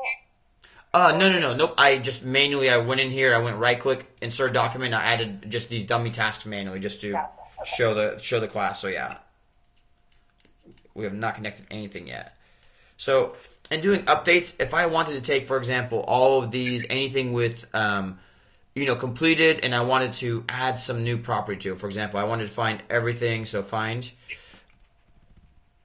Let's do this. Let's take all of our completed tasks, and let's mark them, take all of our tasks that aren't completed and mark them completed. So instead of doing a find, I can do a .update. And .update basically is, the first argument is your query. Second argument is what you want to do. And this is where it gets a little scary because we're going to do a $set. And then we're going to set another object in here. And this is basically what we're changing. So I'm going to say completed to be true. And then finally, the third argument is just multi equals true, meaning that we're going to do this to multiple documents. So, and I want you guys just to see this. I don't care if you copy this or not. I just want you to kind of see that it's a little bit, I don't know if this is scary or not, but when I first started doing this, it is a little bit scary. So now it says 3 documents updated. Okay, awesome. One thing, and now if we look at our documents, we see now all of them are marked completed. So one thing is, if you get this $set, for example, if we check, or if we take all of our completed true documents, we want to set them to be false. If I forget this $set, it will replace everything. So here, if I run this, this is what I have right now, right? Name, completed, a bunch of stuff in here. So if I forget that $set, it will replace every document with whatever's in here. So if I run this, that is really freaking awesome that they added this check in here. So previous versions of Mongo did not do this check. And it would literally replace your document. Every single document in here would just say completed true, and it wouldn't have a name field or, anything else. All the things would be wiped out. So that is really good to see that we need to have a filter in there. So disregard that.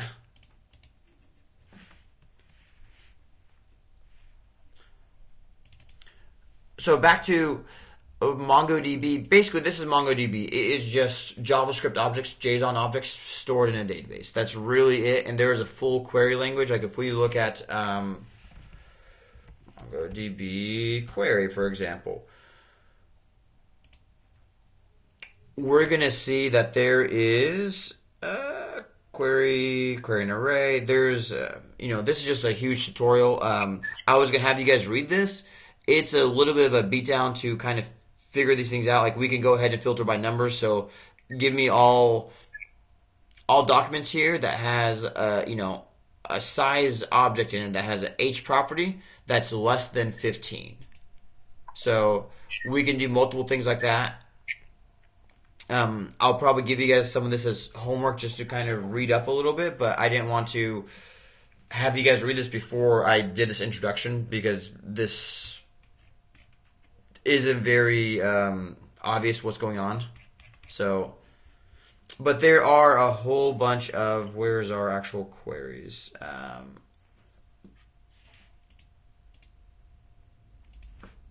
Query operators, there we go.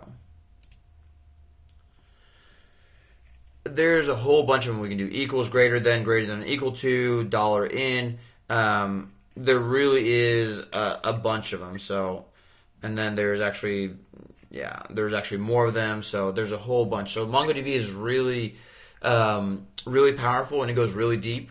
We're going to use maybe 10%, if that, of it, and that's okay. So let's talk about real quick, guys, the problems with MongoDB is one thing that we noticed is we can add documents in here that aren't the same structure. So notice here's a document here that has a title, but doesn't have a name, doesn't have completed. Here's one that has a children, property to it. So they don't have to be the same structure, and that's called schema, a schemaless database. And a schema is just a structure, a design, like basically a schematic, something that you agree to that is going to have this certain structure. So a lot of people that come from MySQL or MS SQL or whatever really scoff at this because they're like, that's insanity. That how do you have a database that's schemaless? Well, it definitely has its value, but it can cause trouble. So one thing that Mongoose does is it lets you connect to a MongoDB database, but it lets you have something called models that add structure to it, which is very, very cool. So that's why we can connect directly to this database using just MongoDB. And I can show you here.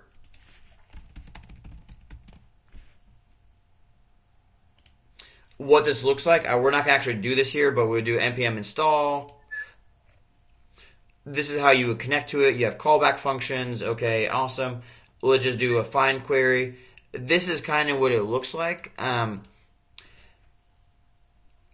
think this is a little bit dirty because everything, notice, like you have callback hell right here. You connect. Once you're connected, you do this. Now you have another, nested function here. Once you find something, you do this. In here, if you had to go ahead and search something else, then you would have another nested function. And it gets, in my opinion, it gets unwieldy very, very quick.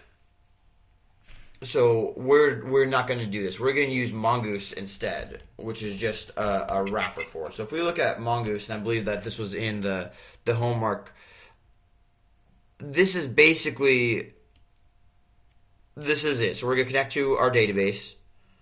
We're going to define a model. We can create an object. We can save it. And then notice the dot then.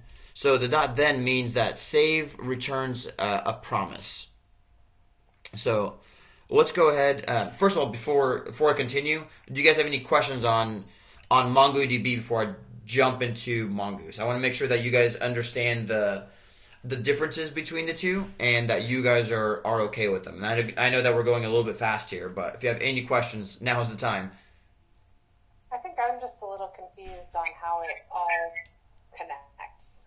Like how, I don't know, how what's the main function, I guess. Okay. I know I need to be listening better, but. No, that's good. So MLab, this is just our database is on the cloud somewhere, right? Is somewhere on MLab's servers. And that is the MongoDB database, the MongoDB server. And we can run, so if we look at my Robo 3T, I have, this is the MLab that we just created together. But I have, for example, a bunch of different servers. I have one running on my, oops, that's sad. Cool, let's connect to here. We'll connect to this one here. This runs on another server. There's a whole bunch of different, databases I have here, a whole bunch of collections. I have a whole bunch of documents. My RoboMongo is my MongoDB client. That is what is connecting to this database, this collection. Well, this collection here on this database on this server. So, and I know that's kind of a lot to grasp. What our goal is we're going to have, instead of connecting to our database through RoboMongo, we're going to connect to it through code, right? We're going to replace this and we're going to connect to it through code, and we're going to do things like be able to persistently store tasks in our database where it's not going to get wiped out every single time our database restarts. That's essentially the goal, have something persistent that we can save any kind of data we want in there. Okay. I don't know if that answered your question or not. No, it does. Okay. Linda, Cheryl, Danny, you guys have any questions? Nope, I don't think so. Okay, awesome. You guys are either really quiet or really polite or possibly both. I think it's quiet. Okay. So here, let's go. I'm going to kill all this here. And let's create a very simple program. This here, it's almost 11 o'clock. We'll just go ahead. We'll start this, and then we'll take a short little break. And this here, I will have you guys code with me here. So I'm going to go ahead to week 3. I'm going to create a new folder called Classroom.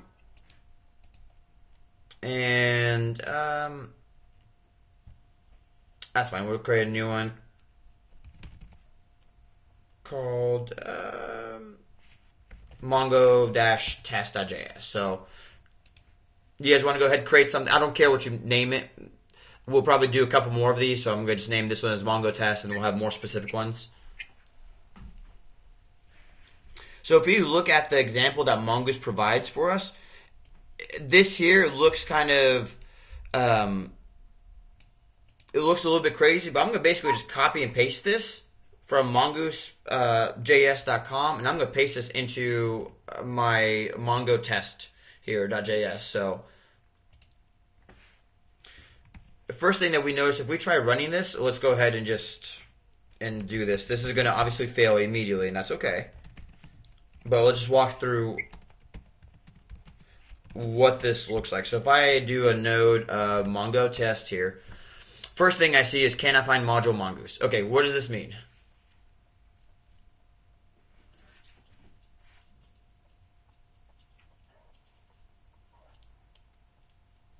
Anyone? What does this mean? It's got a throw error there. Cannot find module. Can't find the modules. You haven't installed the module? You gotta install Mongo. Yes, exactly. Yeah, so anytime we see can I find module, that means that we did not do an npm install. So anytime we have a require of something, remember we had this with require express, require body parser. So Mongoose is just another npm module. So I'm going to do a npm install Mongoose. So I just installed it. And you guys, do you guys want to watch me do this, or you guys want to do this at the same time? How about I go through this really quick, and then I'll give you guys a few minutes to do the same thing? Okay. I'm basically just going to run that. And notice that this thing here, our connection string points to localhost, blah, blah, blah. I'm going to change this to use mlab. So I'm going to go back to my mlab account here, and notice that there is this thing here that I can go ahead and connect to a driver using standard MongoDB URI. This is Universal Resource Identifier. I'm going to cut and paste this whole thing here, paste it here, and notice my DB user, like I said, is going to be Sergi, and my DB password is going to be my banking password is Sergi1.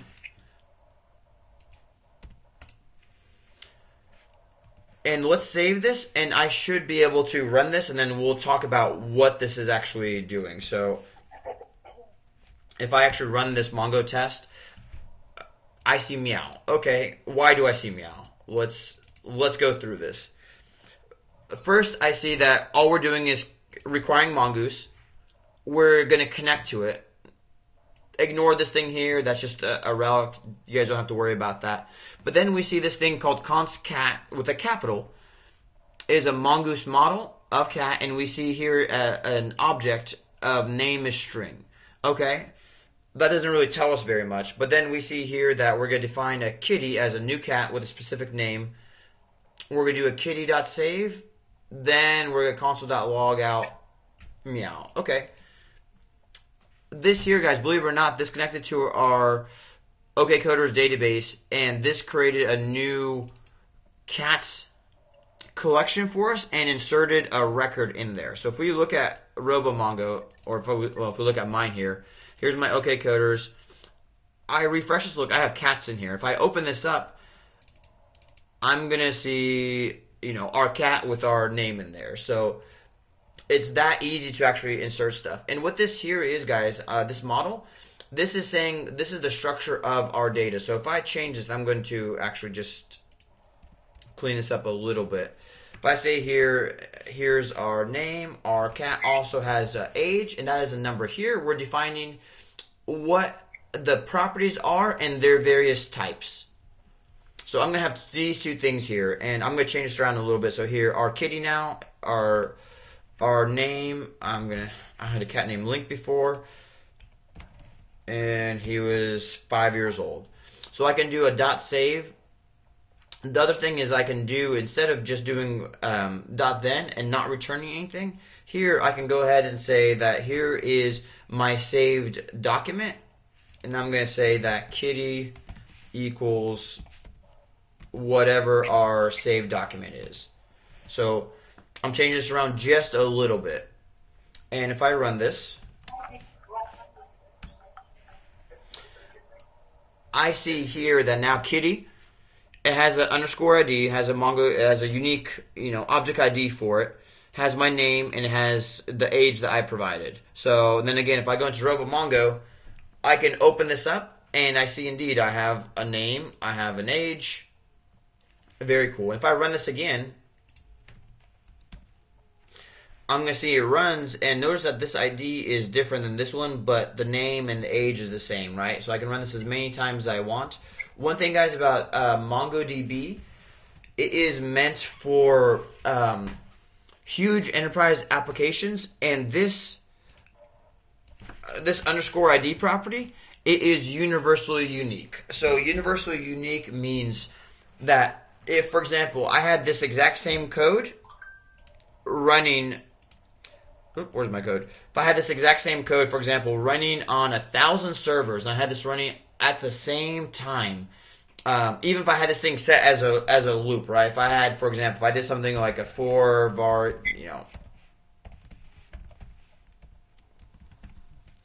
if I did something like this, and I'm going to set up this huge loop. I'm going to change this to just be a let here. I can run this and I can insert 100 kitties, and I had the same code running on 1,000 servers all at the same time.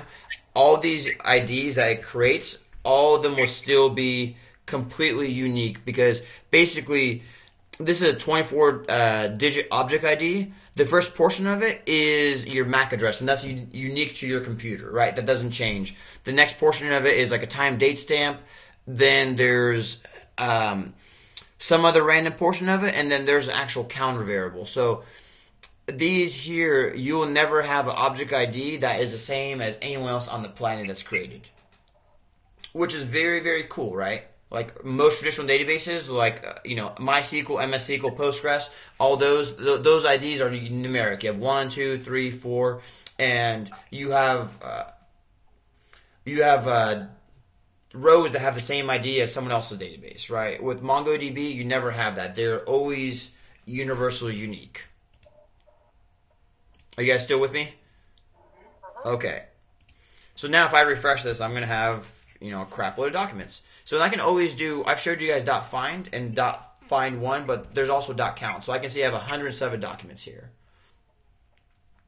And I can do, my find here. So let's see what this looks like if I wanted to. So let's change this up just a little bit here. So here's my kitty. Here, we're going to just name one kitty. Age of 1. I'm just going to just save that. Now let's say that I want to, instead of adding a cat, saving a new one, I want to go ahead and just query this, right? So get some information out of this. So that is really easy. I can just do cat.find and whatever I'm looking for. If I want to, for example, find all the cats that are age 1, I can do this, and then I can just do a .then on this, and this will execute with an array of cats whenever it's ready. So I can go ahead and just do a console.log cats equals, oops.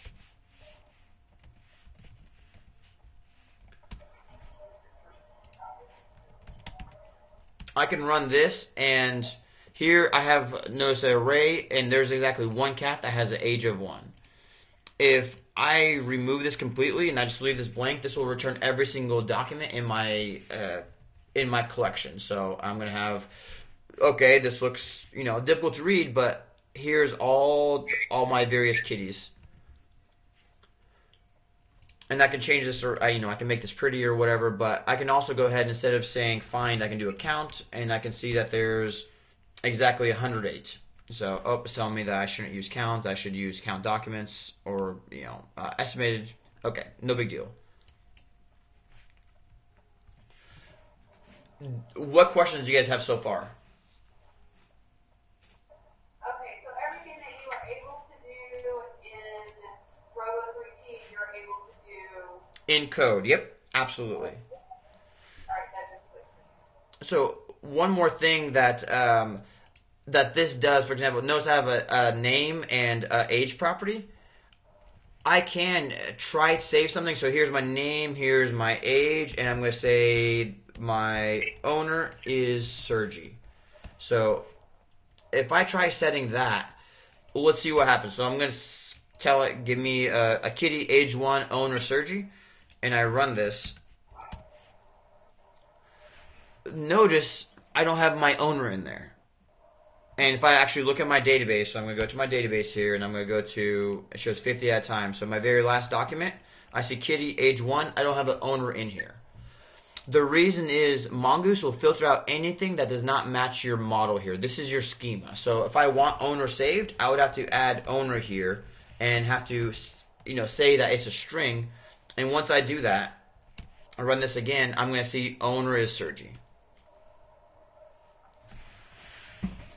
So Mongoose lets you kind of harness or control the unwieldy nature of something that's schemaless, because it assigns a schema and basically makes you have like this model of cat. This is a contract between the database and your code saying that, hey, any cat that you save to the database will have the structure. Any cat I give you back from the database will also have the structure, which is extremely powerful, right? Because code is normally very predictable. But this is much more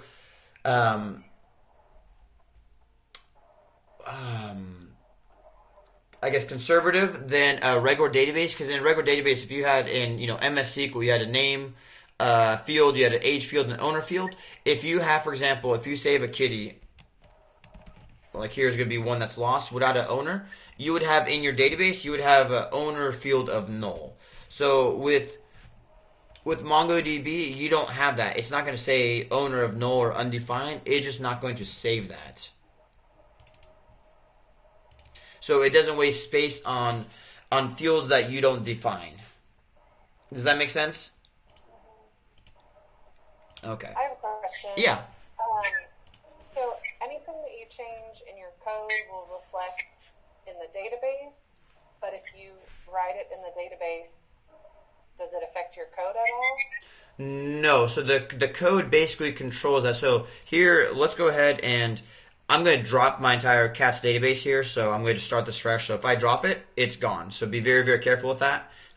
So if I refresh, cats is gone, right? So, and MongoDB is really, really awesome. And Mongoose is, as soon as you run the code, it will automatically create the database for you, do all that, so you don't have to deal with, like, with MySQL, you would have to manually create the database, you would assign, like, permissions, owner for it, all this stuff.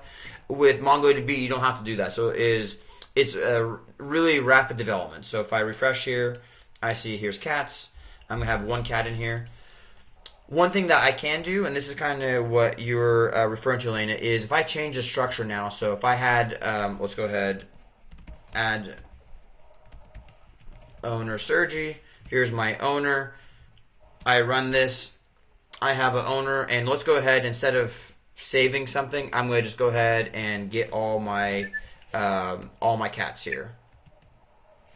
And actually here, let me change this around, see if this format's a little bit better. So if I run this, I see my first cat, I have a name. Second one, I have an owner.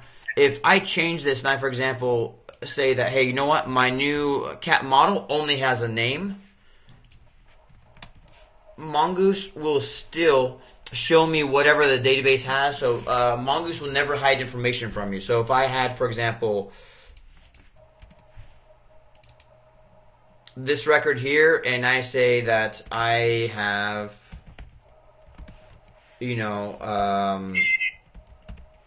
whatever, three kittens, and I run this code again, it will go ahead and show me everything that's in that database record. So Mongoose will never hide it from you. It will prevent you saving new data that doesn't match that model.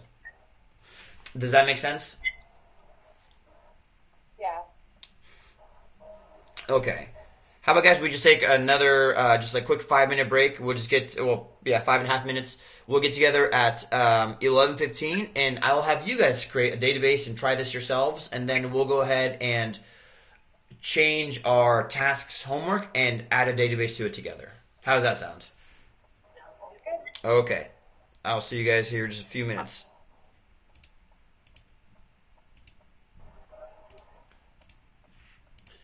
Okay. Everyone ready? Yep. Okay, so far, what do you guys think of MongoDB and Mongoose? Do you guys think it's just insanity, or do you guys think it's kind of cool, or? A little overwhelming.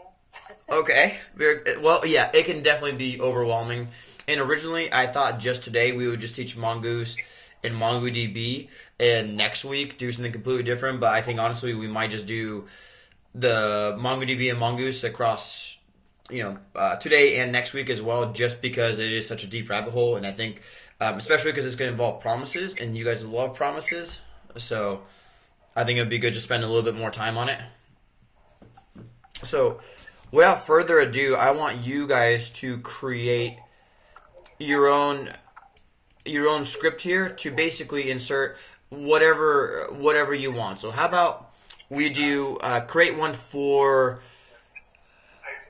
inventory items. So, I want you guys to create a model called item and add a couple items in there, like cheese, milk, or whatever.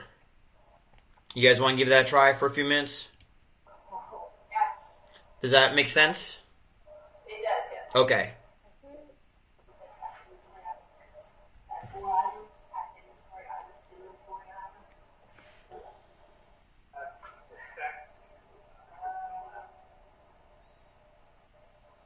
And robot for tea. So we're supposed to do it. Oh.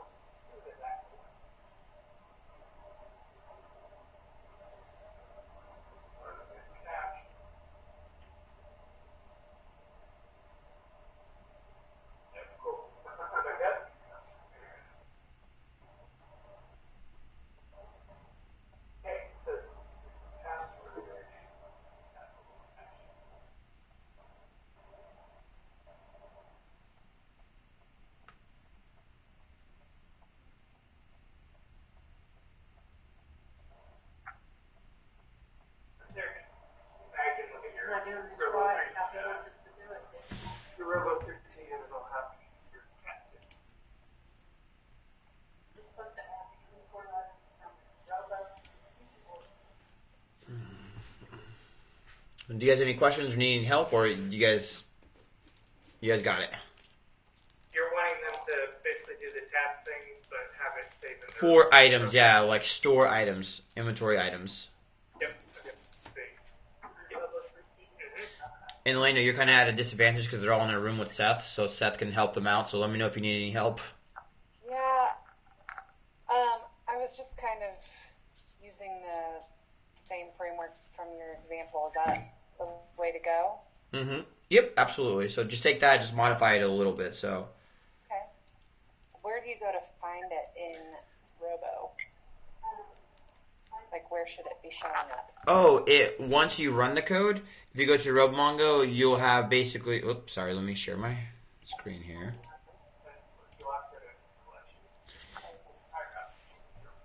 So if you go to RoboMongo, if you would have to right click and refresh the collections, and you should see a new collection called items. Gotcha. Does he want us to do it like this? Nope. I want you to, like you did with your task list, same idea. So you'll need to have a front end, or you can add stuff in.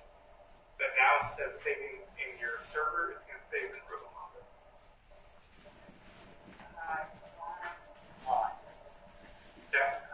So we don't sort it up. No, don't do anything to RoboMongo. You just No, analyze this. Go back over here. Yes. Okay. I was going to put inventory here. Well, yeah, whatever you want to put it as. Can I share what I'm doing and see what I'm missing? Yeah, absolutely. Put a string here.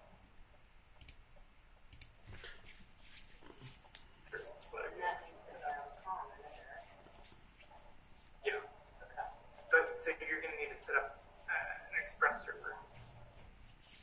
And you'll have to have a front end.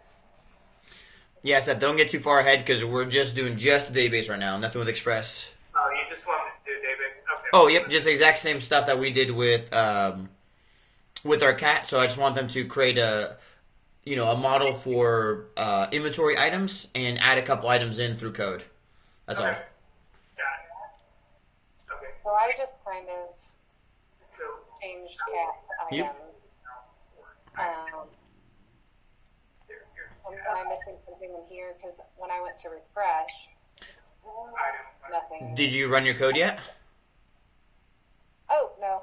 Very good. I don't do it. Okay. And then just change these to quantity, price, whatever you want to put there. Whatever.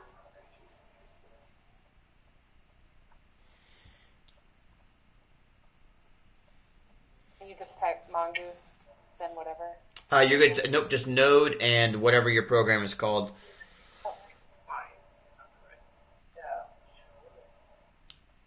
Mongo dash tasks. Okay. Oh, okay. So scroll up to your code. You have a bug somewhere, or go to the very end of it. Oh, okay. So you have right after your OK coders, you have an extra. You have a closing parentheses right there. Yeah. Oh, Also, you'll want to have things that be multiple areas. that should be. Automatically, if you notice, will change your. So what does that mean, Elena? Oh, so I haven't installed it. Yep. So inventory. Yeah, it's gonna be npm install mongoose. Oh, thank you.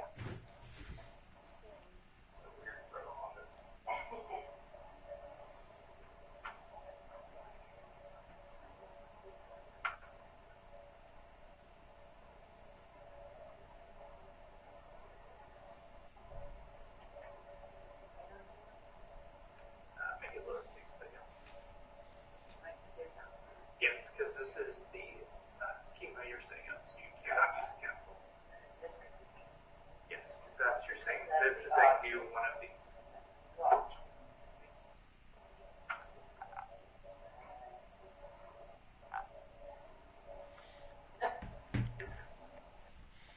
Wow, you weren't kidding about the Mexican internet. What's that? You weren't kidding about that Mexican internet. I know. It's actually like pretty good most of the time, but today it's just. I think a lot of people checked in to this building that we're staying in. No, you don't. Because it's a number, so it's not.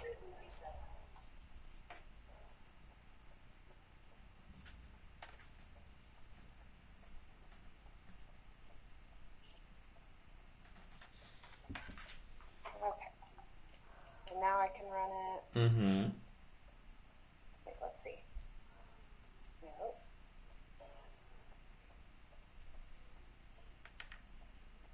Okay. Awesome. Yay.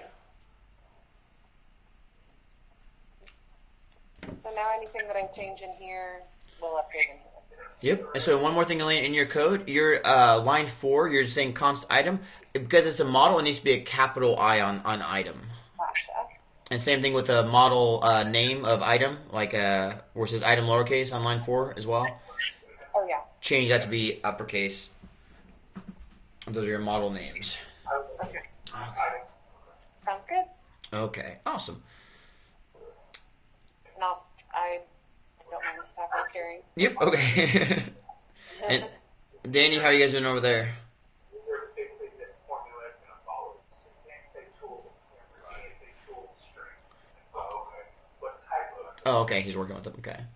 So, Linda, Cheryl, you guys doing good? Yeah, I got it. Okay.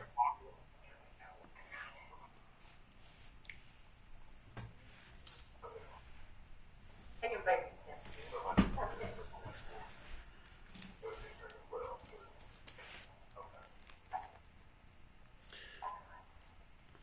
Well, let's do a couple.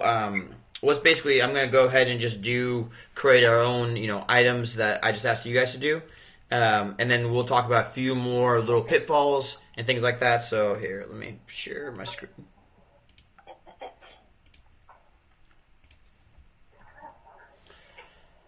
So I'm going to create a new file in here called mongo-items.js. And I'm going to basically just copy paste this code for right now. So my item model, notice it's going to be item with the capital. And that's just because models, anytime you have a new keyword before something, that means it's a constructor and it's always capital. And that's just convention. And I'll talk more about that later. But my items, I'm going to have a name to it, and I'm going to have like a quantity in stock, and I'm just going to have a price. So those are the 3 pieces of information that each of my items will have.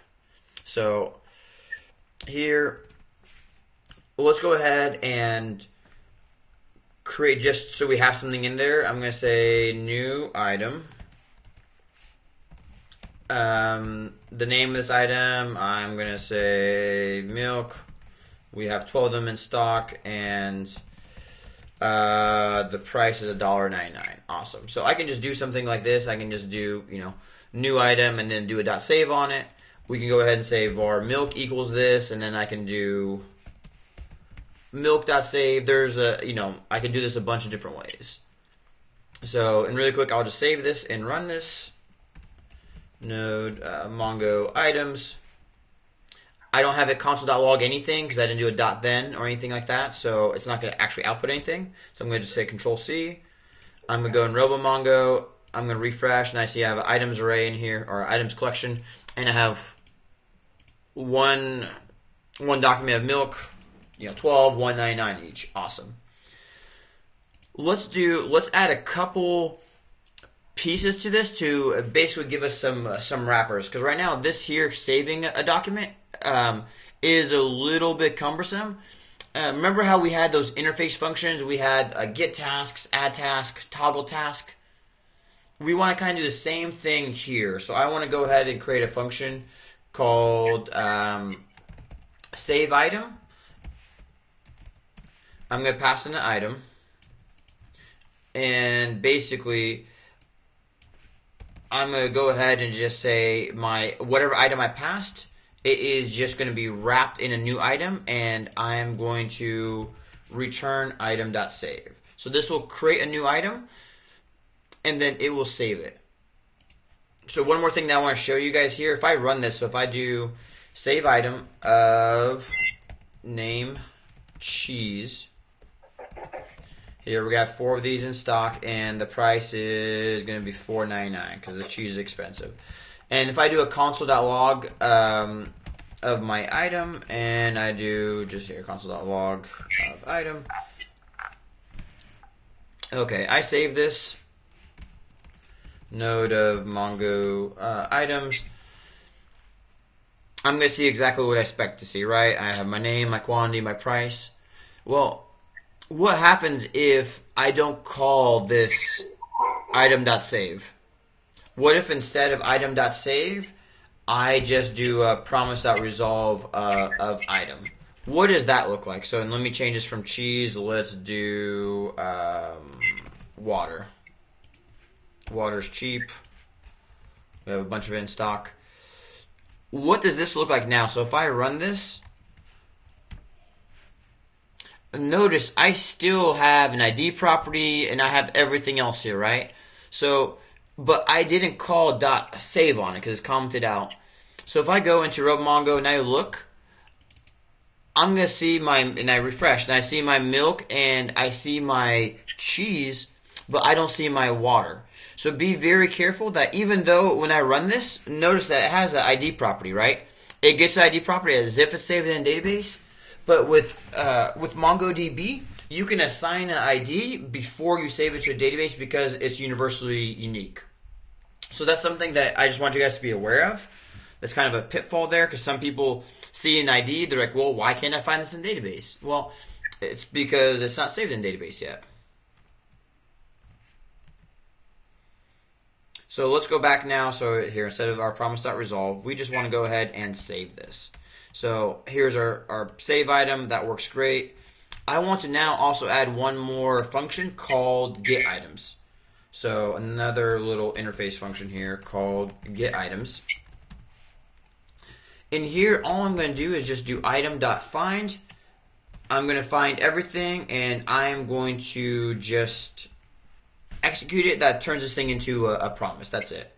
So now I can just do get items .then console.log, because that then will always take whatever that first argument is of my items, and it will pass it directly to console.log. So this here is the same as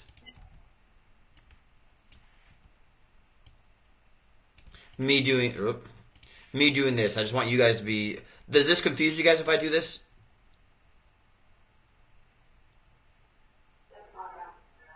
No? Okay.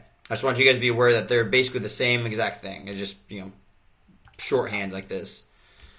So, okay, so let's try this. I'm going to run get items. And I see, cool, I have milk and cheese. Fantastic. Well, can I go ahead and save my water? And then I'm going to run get items and then console.log, right? So I should save my water. I should get all my items. And then I'm going to console.log. So if I save this and I run this, I see, okay, well, that's fantastic. So, Seth, I think you know what I was trying to do there. Yeah, so I was trying to create a race condition. Unfortunately, that saved way too quick. Normally, you wouldn't, it would normally just, oh, I'm sorry, never mind, it did.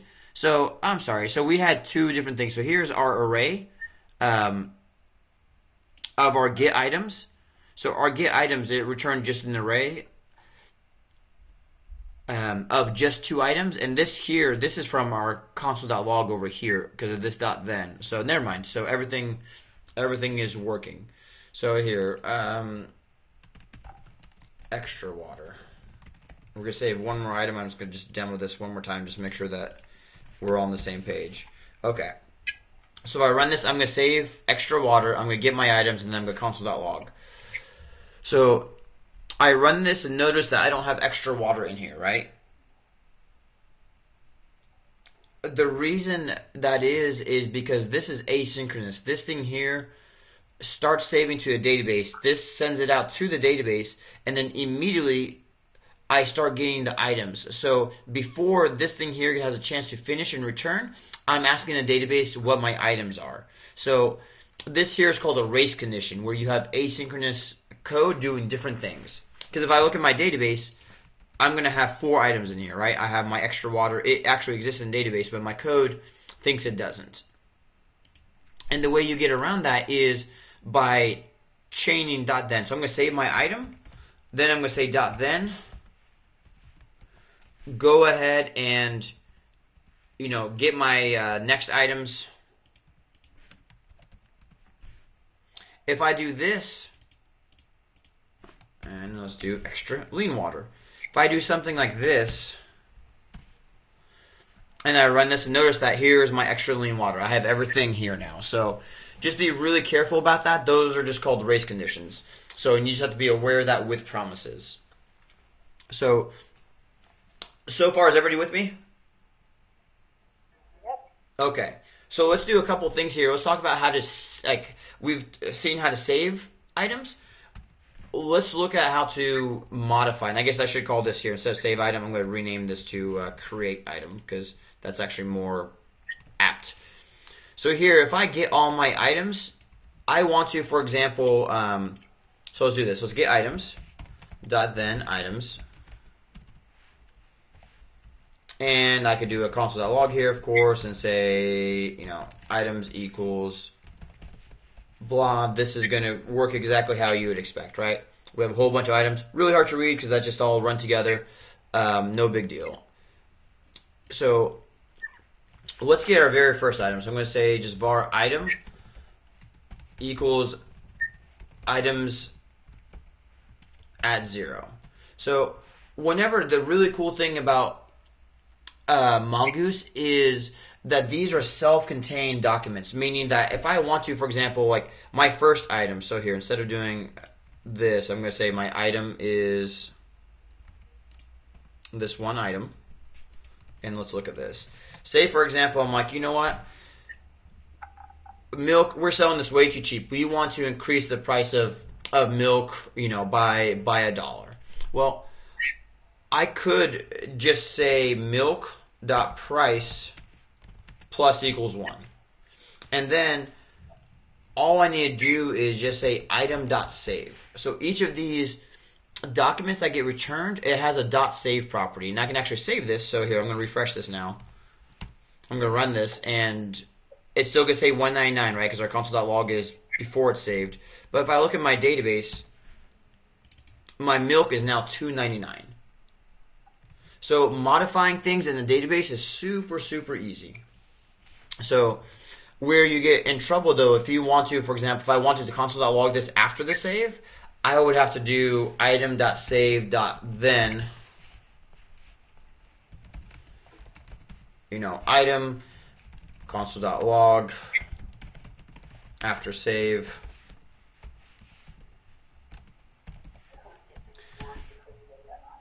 So this is getting a little bit, a little bit unwieldy, right? But if I run this now, my milk is going to be what, $3.99. So before save, $2.99. After the save is $3.99. Are you guys with me so far? Yes, kind of. Kind of. Well, let me know. Hey guys, ask me to slow down and let's talk it through, because these are really important concepts. And I know I'm going fast just because we have a lot to cover, but I would much rather slow down and go over these things in much more detail, because these are really important things to grasp. So please don't be shy. So Elena, what questions do you have? I'm just curious if that's the only way to update your database object. No, good question. So we could, if we want to update a bunch of things at once, I could do item dot, look at all these things here. I have find by ID, find one. So I can go ahead and just say item dot find and, there's only find, okay. Can I do a find? Okay, I can go ahead and do update or update many. So if I do this, I can go ahead and say that, hey, all my records there, I want to go ahead and say that I want to update them and set the price to all my items to be $5 even. So I could go ahead and do that. Do I need to do a exec on it? Yeah, okay. So I could do this, and then I can just do a dot then of, let me roll these things apart a little bit. So I can go ahead and do this. Then I can say, hey, get items dot then console.log. So let's see what this does. So I'm going to go ahead and update all my items, set the price to be $5.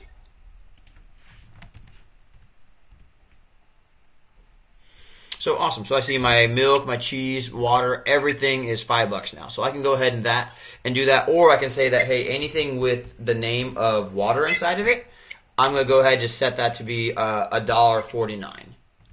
I can go ahead and run this, and I'm going to see that anything with water is now $1.49. So these things here, these are called bulk updates, because notice here I can't say set the price to be price plus 1, because I can't do that here, right? Because price is referring to individual item. So if I wanted to do something like this, the way I would do it is I would get all my items. So I do get items dot then of items, and then I would basically just loop through each of my items. I would say items dot for each item dot price plus equals 1, and just do an item dot save. So I would do something like this. This here, we're gonna have a race condition. Okay, so I'll just walk through this. So right now, if we do this, this will update all the prices by 1, but it's going to immediately run this very next .then handler. So my prices here aren't going to be updated, and we'll talk about that here in 1 second. So if I run this, I see that my prices are still the 5, 5, 149, 149, 149. But if I look at my database, I'm going to see here 6, 6, 249, 249. So the reason that it's not waiting for it is because we're not returning a promise here. So whenever .then, if you return a promise, it will actually wait for it. So if I replace all this and just say, hey, items at 0 price, increase that, and items at 0 save. If I do a return, it will go ahead and wait, and then it will go ahead and basically run the next .then whenever that's complete. So whenever you have one item, this no problem, right? But when you have multiple items, this looks a little bit confusing because what we have to do is we have to return something called promise.all. And promise.all takes an array of promises and only resolves when every single promise in it is resolved. So our promises array, we're going to say that our items, each one, we're going to map each item. And we're going to say item.price. We're just going to increase each one by 10%. And we're going to return item.save. So this here looks probably a little bit scary for you guys. A little bit or very scary. I'm not sure which yet. Because you guys haven't seen promise at all yet. Anytime you're dealing with arrays or groups of asynchronous functions, you're going to have to use promise.all. And that's unfortunate. So the good news is that I will give you guys lots of practice with it, I promise. For better or worse. But here, if we run this now, if I run this, I'm going to see, here's my milk, and we have a JavaScript runoff. That's a relic of something called IEEE. It's a floating point error, basically, just because of the way numbers are stored in JavaScript. We're not going to worry about that. We can round that off. But we see everything got increased by 10%, right? So, and it waited for all of them to finish before getting my items and displaying them. What other questions do you guys have? Because I know that this is still a lot, and this here is probably even more scary. But besides updating multiple items, Elena, what other questions do you have? Well, now I'm still a little bit confused on the .thens. Okay. Like, why would you call get items and then call it again? Because you've updated it? Is that well, here I'm getting the items from the database, and I'm going to loop through here, and I'm going to update them. Then I want to go ahead and get the items again from the database to prove that they were updated. Gotcha. That's the only reason. And actually, I don't need this one here because this here, whenever this promise.all here, this will return an array of whatever item.save returns, and that returns exactly what the database was. So I don't need that one. That's actually extra. But it's a good way to just prove. So this here, if I run this code here, everything will be exactly the same. Everything will get scaled up by 10%. Exactly the same. So what other questions do you guys have? And I will talk more about this promise.all because I know that is a little bit well, actually, hey, let's do that right now. Let's take this promise.all business and make it a little bit simpler. So if I say, for example, I have here item 1 is going to be new item name awesome1. We have exactly one of them, and this thing is expensive.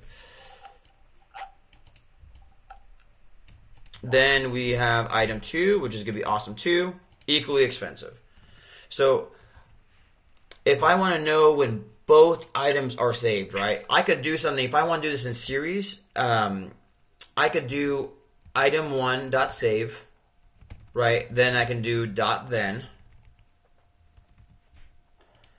And I can open up another function here, and I can say return item2.save .then, and here this is going to be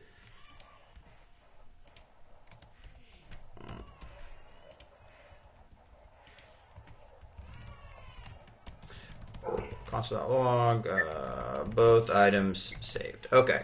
So I could do something like this, and I can actually clean this up a little bit, but this is kind of the gist of it. So it's going to save one item. It's going to wait till that's done. It's going to save the second item. It's going to wait till that's done. Then it's going to console.log, right? So this is doing it in series. If I want to do them both at the same time, what I can do instead is do a promise.all, which takes an array, right? And I'm just going to say here item1.save, comma, item2.save. And this .then handler for promise.all won't run until both of these are complete, and it actually returns just an array of whatever these individual items were. So I can go ahead and say here, both items saved, and I can return whatever those actual items were. So this is how you run things in parallel, and this is how you would run them in series. I don't know if this is like helping you guys or scaring you more. Darcy, could you put a note up there and say that's parallel in the next series? Yeah. Thank you. Parallel.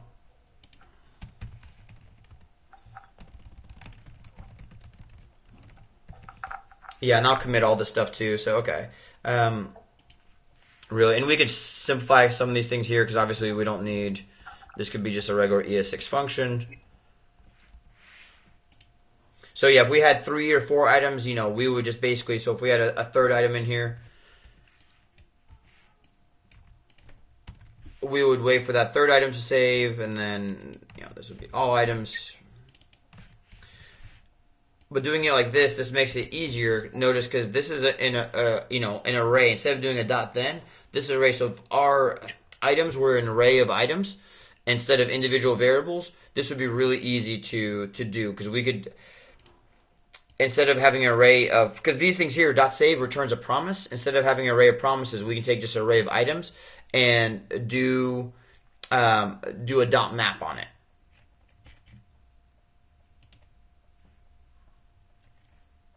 How about we look at a couple more examples of this then? So, well, here, let me run this real quick just to show you guys what this looks like. So if I run this,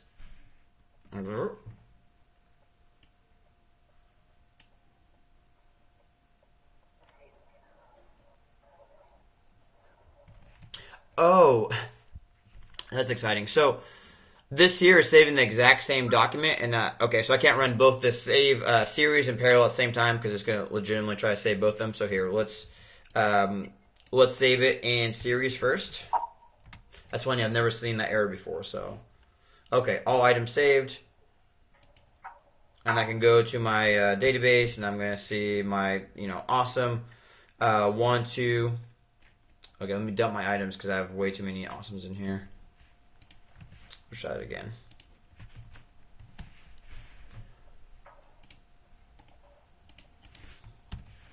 Okay, awesome 1, awesome 2, awesome 2. Oh, do I suck? Yep, okay, very good. That's what I have. Let's do that one more time. Because one thing about doing them in parallel versus series is in parallel, you can't predict the order. In series, you can. So here, this is saved. So notice it's always going to be 1, 2, 3. It's going to save 1, wait till it's done, save 2, wait till it's done, save 3, and then finally, return. So whenever you're doing them in parallel, you have no control over what order these items are saved in. So if I actually go ahead again and drop my items collection here, and I run this code,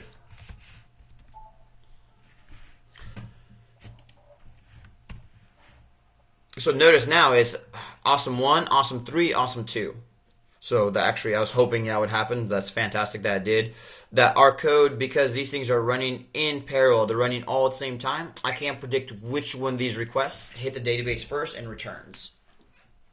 So in parallel is faster because you don't have to wait for each of these to make a round trip to the server and back.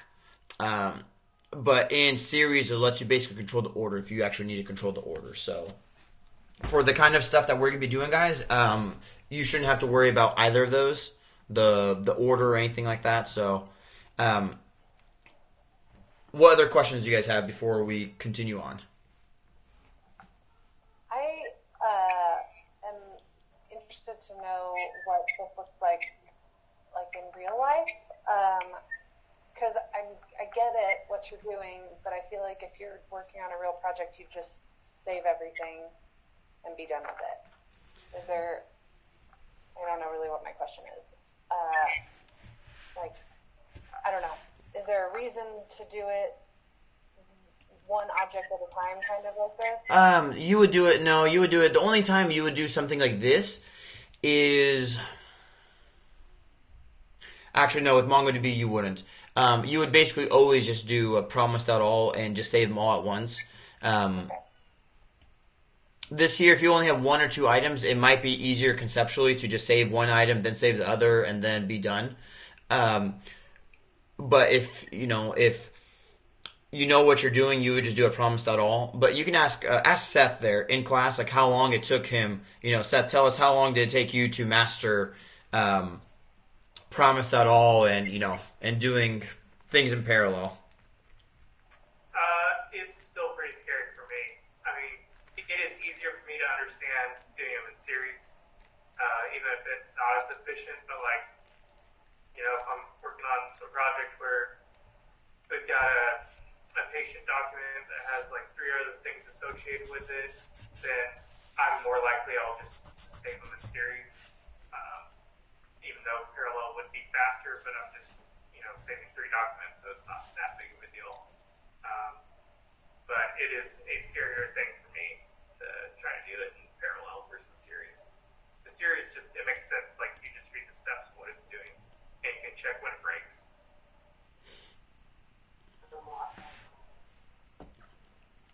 What other questions?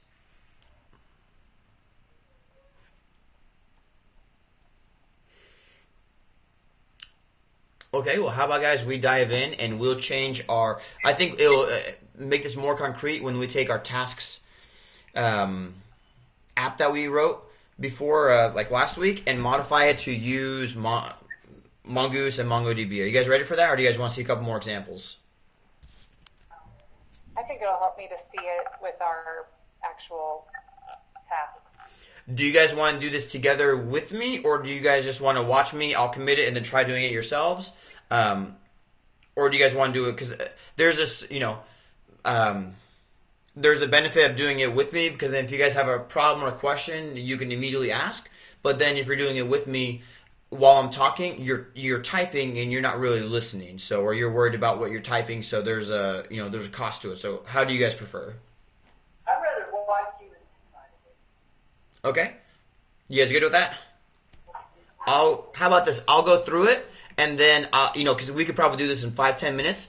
I'll go through it once, and then I'll have you guys, we could spend, 15-20 minutes in class, and you guys try converting your own tasks app into, a Mongoose-driven app. Are you guys good with that? Okay. Sounds good. Let's do it. And guys, if I'm going too fast, please slow me down. I have a bad habit of talking very quickly. So, no, honestly, slow me down. You guys just say slow down. So, because I don't notice it until, I think everybody's lost. So, okay. So, let's go back. I am not going to modify my homework from the last week, because I just want that to be a snapshot for you guys in case someone wants to go back and look at it. So what I'm going to do is I'm just going to go ahead and copy it.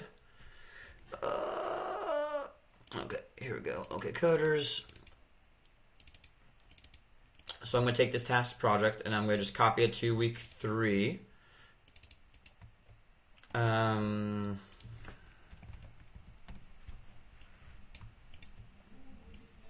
I'm going to just organize these things a little bit here. So Mongo, and then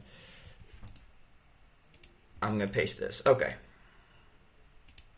You guys don't have to do this. I'm just doing this so I'm not modifying what we did last week in case somebody wants to look at it or whatever. So, okay, so now I have tasks inside of here. So if I open this up, I see my server. Everything is kind of as we left it, right? There's no surprises. I'm going to go ahead. Sorry, go ahead. You're not presenting. I'm not presenting. It says I'm presenting to everybody. Yeah, it's working for me. Oh, ours is just your face. Yeah. Cool. Okay, hold on. There. Okay, everybody should see my face. And then here, let's go ahead and present again. There we go. Okay, everybody see it? We're good. Okay, awesome. So anyway, sorry. So what I did is I just took our task project from week 2 and moved it into week 3 classroom, because this is a classroom example. So I can go ahead and just butcher this one and not modify the week 2 stuff. So that way, if you guys want to see, compare them between each other, we can. So now what I'm going to do is I'm just going to run this and make sure that it still works. I should actually get rid of that warning eventually, but that's okay. So if I go to localhost 3000, I see task name, okay, 1. Awesome. So all that works. Fantastic. So let's go ahead and turn this into a Mongoose application. So first thing we need to do is install Mongoose, right? So Mongoose require Mongoose. Anytime I have a require, I know obviously I need to do a npm install. I'm going to do a -- save, so it saves it in my package.json in case you guys download this later. All you need to do is do an npm install without any arguments, and it will install everything that I did a -- save on. So yeah, so if you look at the package.json, I have body parser this version, Express this version, and Mongoose this version. So if you do just an npm install after you copy this thing, it will install all those packages automatically.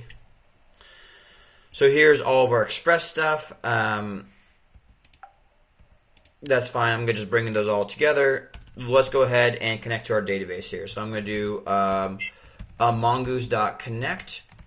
I don't remember the connection string by memory, so I'm going to go back to our examples here. And honestly, I'm going to copy the whole thing. So I'm going to keep this still the same OK Coders database, because if I wanted to change this, I would need to go ahead and go into MLab and create a new database, right? You can have as many databases as you want, but I would have to create a new database, and then I had to create a new user. It would be a different URL and everything, so I'm just going to use the same OK Coders database. So we're going to connect. And you know what? Here, set up Express. MongoDB at MLab. Okay.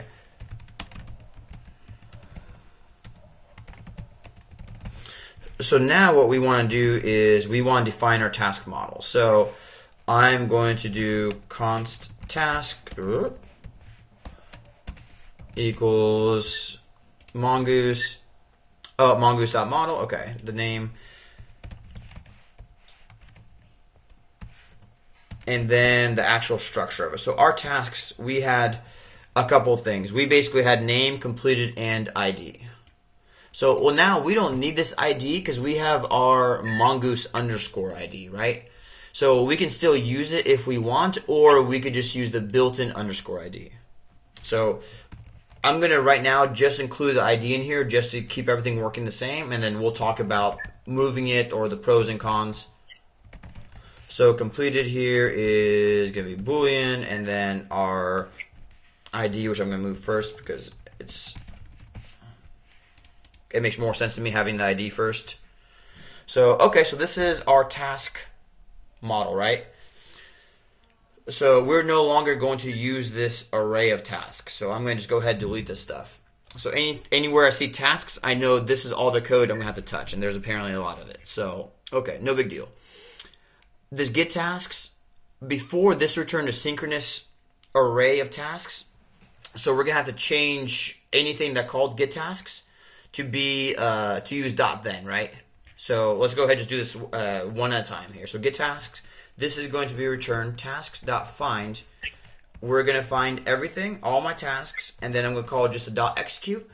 All .execute does is lets you turn this into a promise and return right away. Because we can also get the tasks, and we can say, hey, sort them by completed, completed first, for example. Oops. I could go ahead and do stuff like this. I can do sort by completed, and then I can sort, ascending by name. So descending by completed, ascending by name. So I can do all these little things with Mongoose.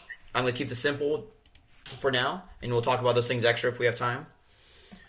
So this is how we get our tasks. First, let's go ahead and just run our code and see what happens if we just go to whack tasks and see what this returns now, right? Because we know that this isn't going to, or we should have a hunch that this shouldn't work because we know that this here is returning a promise. So we know somewhere in here we should use .then. So let's go ahead and just run this and see what happens. So I'm going to use a node mon of server.js. And if I go to our tasks here, and I'm just going to go to just whack tasks, I see an empty object. Well, that doesn't actually look great. Okay. We know that if we have nothing in database, we should have an array, an empty array, not an empty object. So we know that we have something up here. So the reason is that, and I'm using Visual Code's or VS Code here. I can just like mouse over this, and I see that getTasks returns a promise of just an array of objects inside of it. So I know that whenever I see a promise, I know I need to use .then. So the way I would do that is I would move these things around. I would say getTasks.then our array of tasks. Once I have that, I am going to go ahead and do res.json of our tasks. Alright,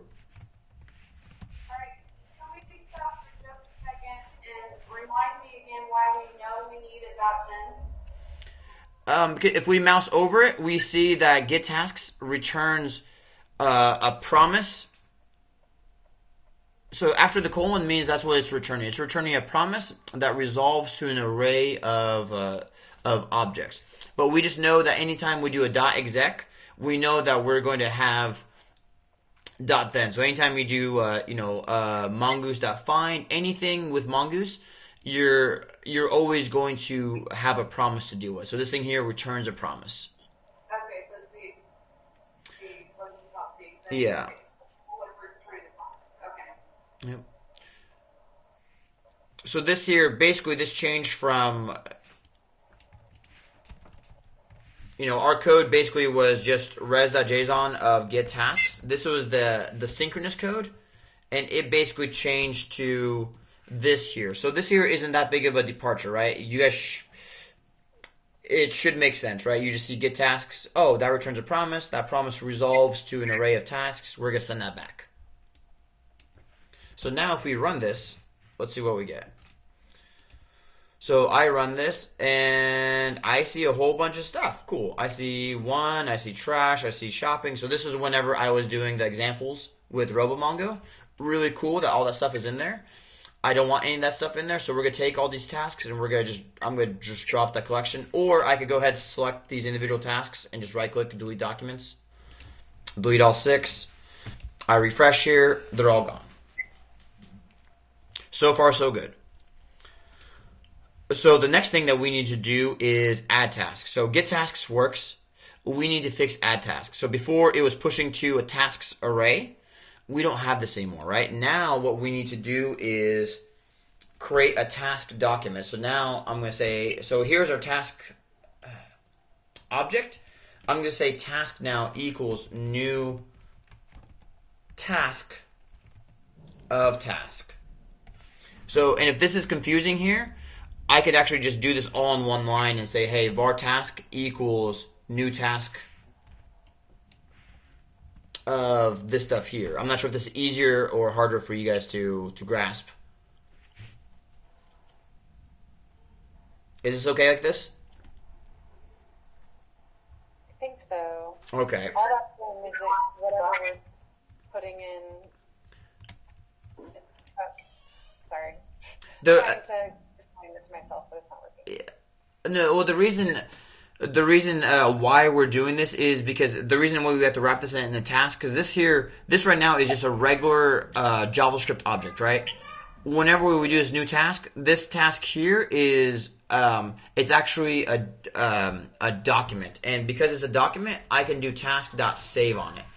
So, and I can return this. If I didn't do this new task, a regular JavaScript object doesn't have a .save property, right? It's not going to save it. So turning it into a task document by calling new, our task model and passing the task object is what turns it into a task document.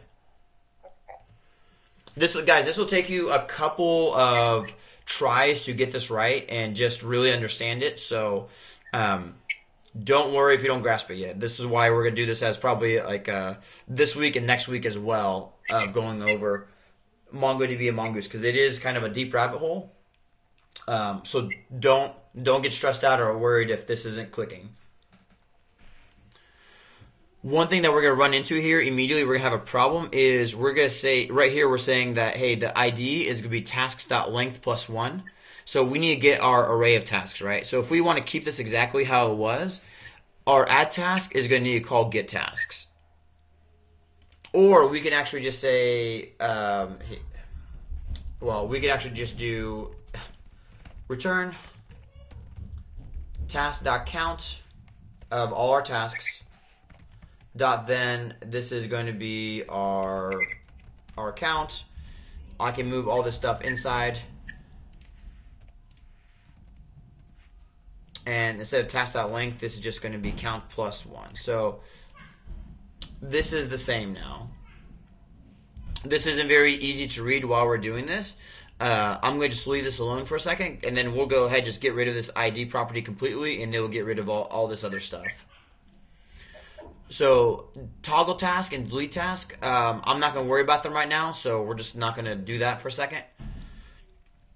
Let's see this. So we've already changed this one here, our whack tasks. That works. So here now we have to change our post, right? So our post we called add task, and then we immediately called get tasks. Well, what we need to do is call add task like we were doing before, but notice this returns a promise, right? This is going, if I mouse over, it's going to tell me, hey, it returns a promise of any. So what we're going to do now is we're going to call add task, and then we're going to say then, and I don't really care about the result. This is going to return a new task I created here. I don't really care about that, but I'm going to just call then. And here I'm going to have to do return get tasks.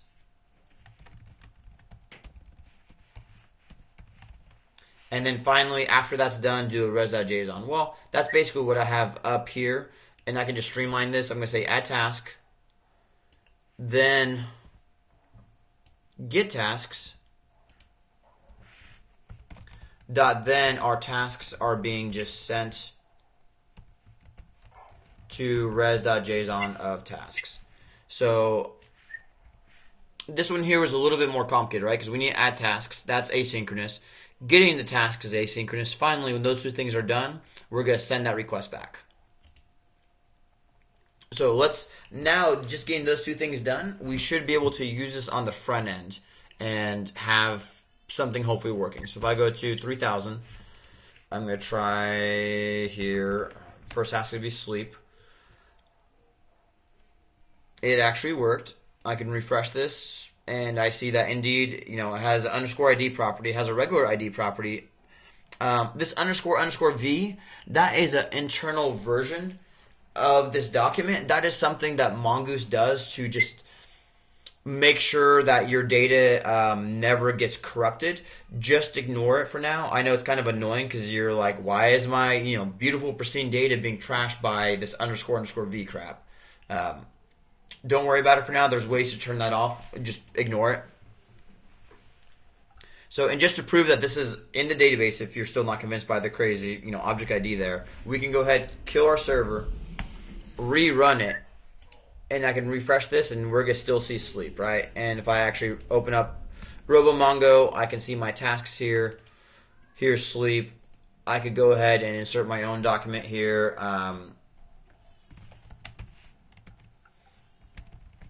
Shopping. I can go ahead and add that in here. If I refresh this now, so I'm going to see sleep and shopping. Fantastic. So the last two things we need to do is get notice we have a 500 error, so I clicked on this. It's going to freak out.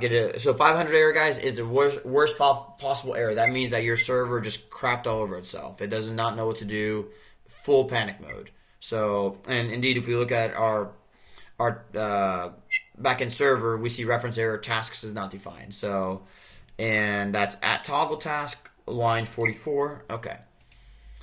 If we look here, line 44, indeed, we see that we're trying to use a tasks array that's no longer defined. So we have to change this code around a little bit, right? We still need to, because our first line here is we're getting a task.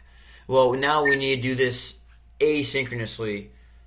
So here we're getting all the tasks, but now we need a function to get a single task by an ID. So I'm going to say a function get task.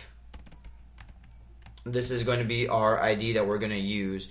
And what we're going to do is return task dot find one, because we don't want to return an array. We want to return just one single object. And we're going to find the task that has an ID of ID, and we're going to execute. So finally here, we're going to say because we're asynchronous now. This is going to be return get task of ID dot then task. So finally, we have the task. What we need to do now is just toggle that completed flag and save it, right? So I'm going to basically do the exact same thing here. Task.completed equals bang of task.completed. And I'm going to return task.save. So this here, guys, this is almost easier to read than this here. You know, in my opinion, it can be. Oh, actually, we're missing one more thing. Is we need to check, make sure the task is defined. So if the task doesn't exist, the ID that we give it, we need to go ahead and just bail out. So these two are equivalent. We're still missing constant log. That's okay. So let's go ahead and change our code to actually run this. So toggle task, we're going to pass the ID. But remember that we basically have to do the exact same thing here what we did with add. We need to, after it's done, we need to do a dot then, get all the tasks, and then do a dot then of res.json. So I'm going to just copy these last two lines and replace them. So let's go ahead and save this. My server, automatically restarts. I'm going to refresh here. If I click on sleep, I see, and notice that I click on it, and there's a slight delay. Oops. Oh, I added the shopping through my backend server. Or I'm sorry, through RoboMongo. So it does not have an ID property. Notice sleep has an ID property. So I can click on sleep, and it gets toggled, right? So this is why you have to be careful when entering data manually. I didn't have an ID property for this one here. So I need to go ahead and add an ID of 2. Preferably, you're not entering stuff through RoboMongo. You actually have an interface and you use it, but I was just trying to make a point there. So, but now I can click on these things and I see that indeed that they are working. But if I click on it, I see there's a slight delay, right? Because it's going to the server, it's modifying, it's changing that completed flag, and then it's coming back, telling our program, and then immediately our program is going to go get all the tasks from the server, come back, and then display them to the user. So that round trip time takes a couple 100 milliseconds, so not a big deal. Last thing that we're going to do is our delete task. Exact same thing that we did with toggle task. So I'm going to just delete all this stuff here. We need to find our task again.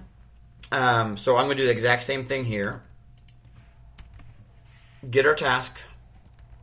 Here now, notice that we're actually splicing it, and we haven't talked about how to delete stuff in Mongoose. So just like there is the task.save, there is a task.remove that we can call. That is that simple. Once you have that task document, you can just call .remove on it and it's gone. So I think that's really cool, guys. Just is that simple, right? .save and .remove. So again, we're going to change our route handler here to do the same thing. We're going to delete task. Then we're going to get all tasks, and then we're going to send them back to as JSON to the response. So we refresh this, shopping, click the X, and it is gone. And if I refresh this, I see that indeed it is here. So let's go ahead. I'm just going to add a couple of things. Teach, work, whatever. And I can comment, console, or mark these things completed or not. And then remember I showed you that sort. I can go ahead and change this, that if it's right here, get tasks, I can go ahead and just do the sort of completed one. So sort these things ascending. So if I refresh these, I see that now everything that is marked as complete moves to the bottom, right?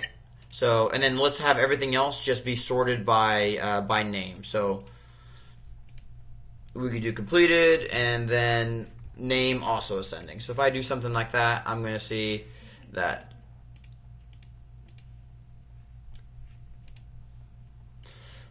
that works.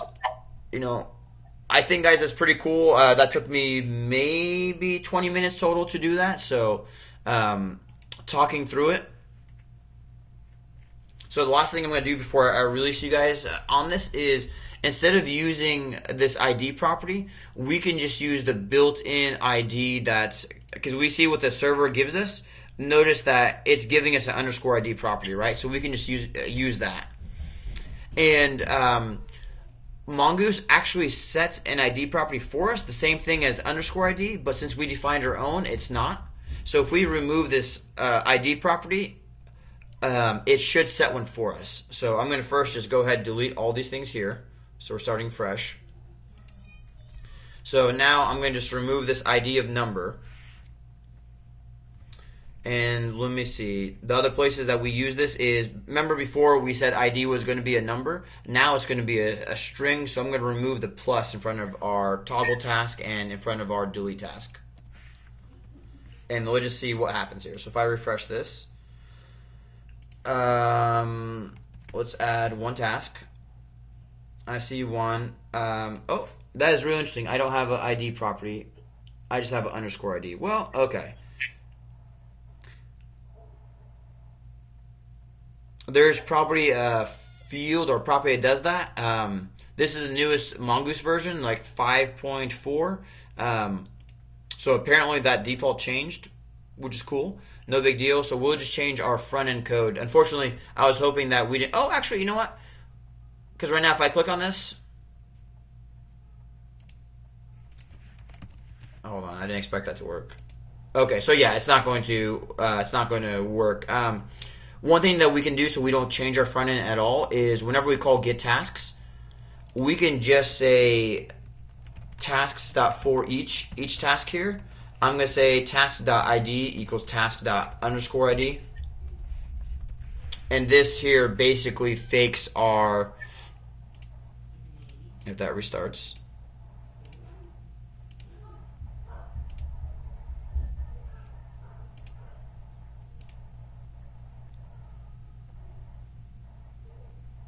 Oh, I'm so sorry, guys. I did this just for whack tasks. I need to do this for in my get task function, and this here is we're gonna run into one more problem is because we don't have an ID property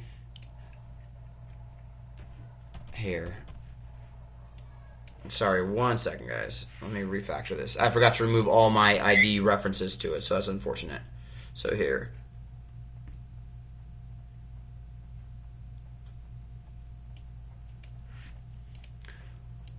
Okay, so let me move this into get tasks. So here we're doing our find, we're doing our execute dot then tasks. We're gonna do this, and then we're gonna turn task, and we're gonna run into one more tiny issue. Is remember with Mongoose, if it's not on the model, if we don't have this .id properly defined, it's not gonna let me. It's not going to let me add it after the fact because these things here need to follow this schema. So let me refresh, make sure I didn't break anything. Let me just delete these things here. So notice that my ID is still missing here, right? And that's just because everything that we're getting back is a document, and we have one more thing that we can do. We can do something called a .lean that turns all these documents into just regular JavaScript objects. So if I do a .lean on these, I can go ahead and assign my own ID property. So if I look at this, now I have actual ID, right? So I should be able to click toggle, okay? And then I just have to change my code here that whenever I call get task, this here is looking for underscore ID because ID doesn't actually exist on our model. So, okay. So now all that works.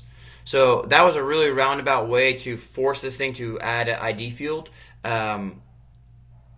Ideally, we don't even do that. We just change our front end code. I was being a little stubborn there, because I didn't want to touch the front end code at all.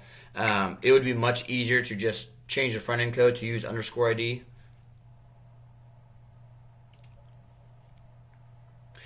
Before I let you guys loose to do this yourselves, what questions do you have? Can you show how we would change the front end code for the ID? Sorry, could you repeat that? Can you show us how we would change the front end code for the ID? Yeah, let's do that. So I'm going to basically undo everything I did with this underscore. Well, this find task, this is still going to work exactly the same here. Basically, I'm going to just undo this dot lean. I'm going to undo all this here. So this is just going to be exactly what it was before, right? We're just going to get all our tasks. I'm sorting it. I don't care if you guys do that or not. All these are going to stay the same. All we're going to do now for our front end, we're going to go to our tasks.index here, and all we're going to do is set this attribute. Instead of task.id, this just be task._id. That's the only thing that we had to change. Well, let's test that now, because that should be the only thing that we have to change. So if I get tasks, notice I don't have an underscore ID, but if I mount or if I inspect this, I should see, okay, task ID equals blah. So that does actually work, and I can actually click on it, and everything does work. So, honestly, it did not take us very much code at all to change this to use a database, because now, I can run this. I can go to this on my phone and access this. I can share this with other people, and it is persistent. So if I restart my laptop, I'm not going to lose all my data. So, what other questions do you guys have? This is just kind of a general question, Mm-hmm. but do we use Mongo and Mongoose and all this for real life projects? Oh, absolutely. Like I use so that's what the mean stack is, right? It's MongoDB, Express, Angular, and Node. And we will use all those. So the next module, we're going to learn Angular. And basically, Angular is a front end. It's going to replace what we're doing with jQuery and lets you build really powerful single-page applications. So, but yeah, Mongoose and Mongo, you're going to use it, or I use it in 100% of my projects. So personal projects, professional projects, you can build some very cool, very large things in it.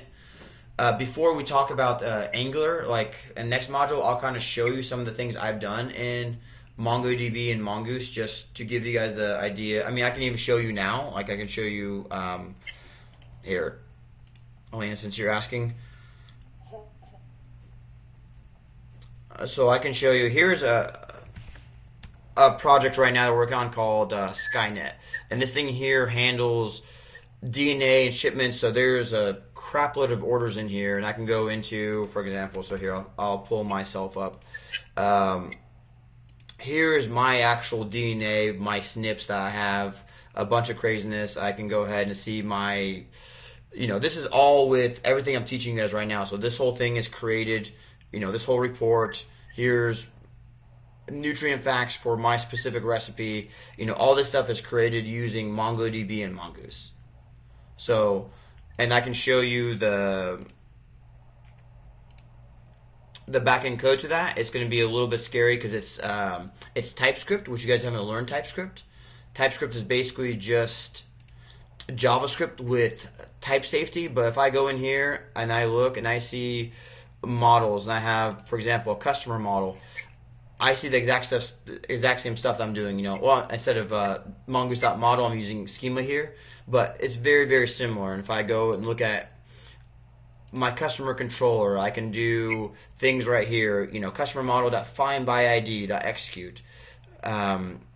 Okay, so this here might look scary because I'm doing some crazy stuff here, but I hope you guys get the general gist of it. So here I'm doing a find by ID.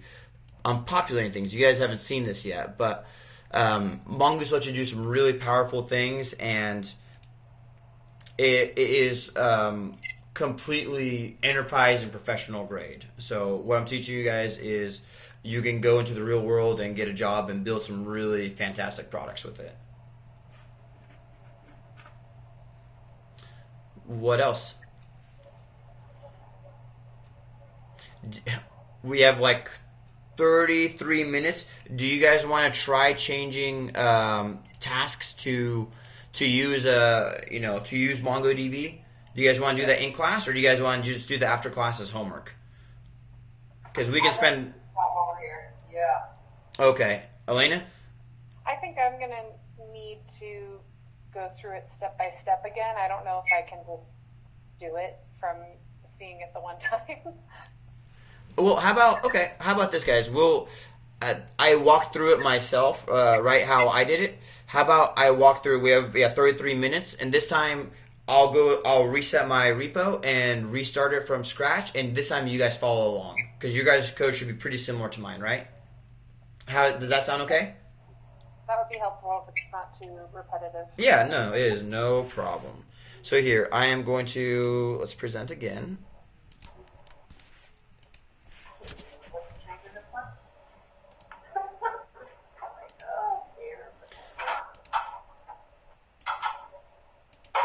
Okay, so I'm going to basically reset all my stuff again here. So I'm going to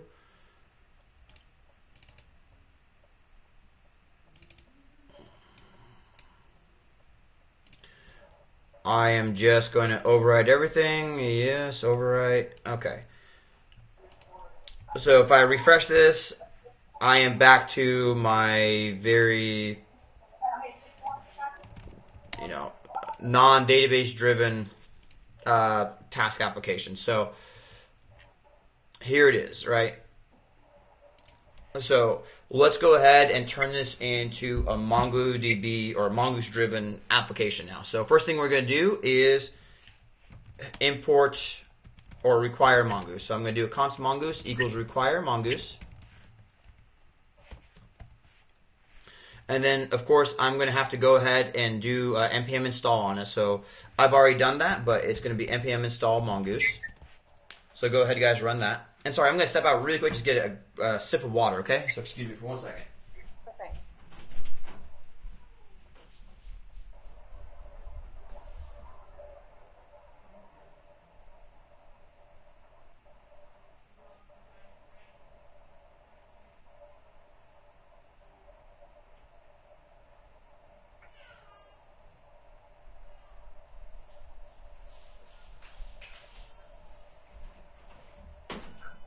Okay.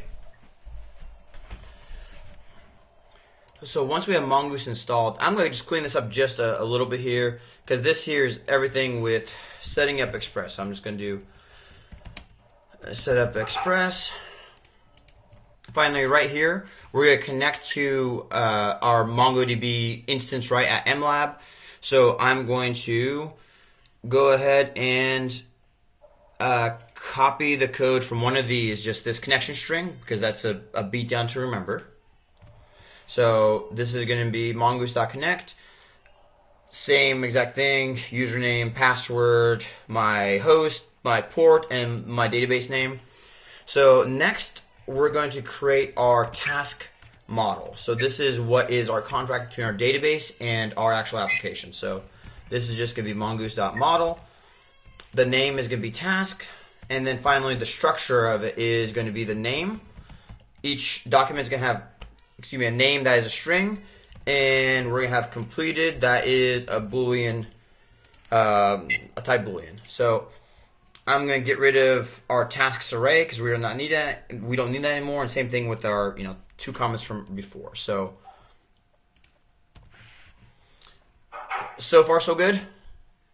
Yep. Okay, let me know, guys, if I'm going too fast or you want me to slow down or stop or pause. You slow down just a little bit. Okay. I got it. Yeah, we're on installing right now. So once our model is defined, we're going to change our get tasks. Now, obviously, we're not returning an array that doesn't exist. Instead, we're going to return our task model.find.execute. So this here is our first asynchronous function, because before it was synchronous, right? So now that it's asynchronous, we're going to have to go and change anywhere that's used to use a .then. So I'm going to go to the very first place, this res.json of get tasks, and we're going to change that to be asynchronous. So this is going to change to get tasks .then of tasks and res.json of the tasks that were returned. So, and then obviously that's my old version. I'm going to delete. So I'm going to just save this, and I'm going to go ahead and just run this So nodemon of server. And now if I go to port 3000 whack tasks, because that's my route for it, I'm going to see, you guys should just see an empty array, and I'm actually going to go ahead and just dump my RoboMongo tasks here, or dump my tasks from RoboMongo, so we're all on the same page. So if I refresh this now, you guys should just see an empty array. So far, so good? Can you go back to that, that code? Which code? The .get. Are you being able to keep up with it? This one here, or this here? That one. Okay. Slow down.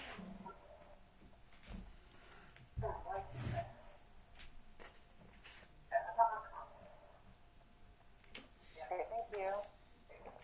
Well, where are we now?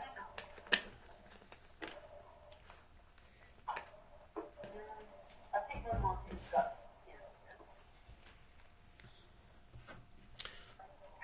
don't even where he is. He's just like, I've got my task, got my monkeys. I think I've installed it. I think I did. Okay. So now I'm like, Elena, you doing good? it's gone. I think so. I think I need to reinstall Node. But yes, I think I'm good. Okay. Reinstall Node or reinstall Mongoose? Maybe all of the above. You shouldn't have to reinstall Node. You want to share your screen really quick and I can look at it? Here.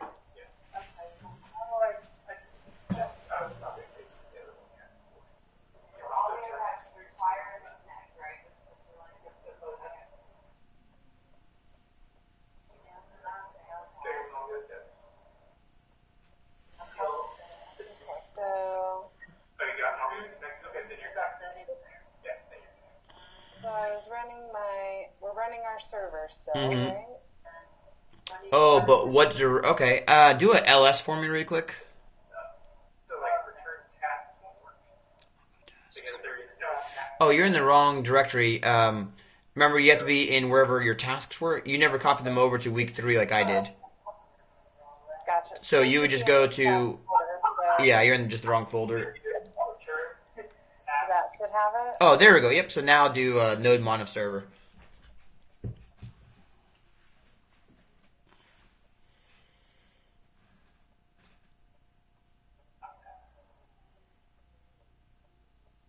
Okay. Okay, and it is running. Let's see.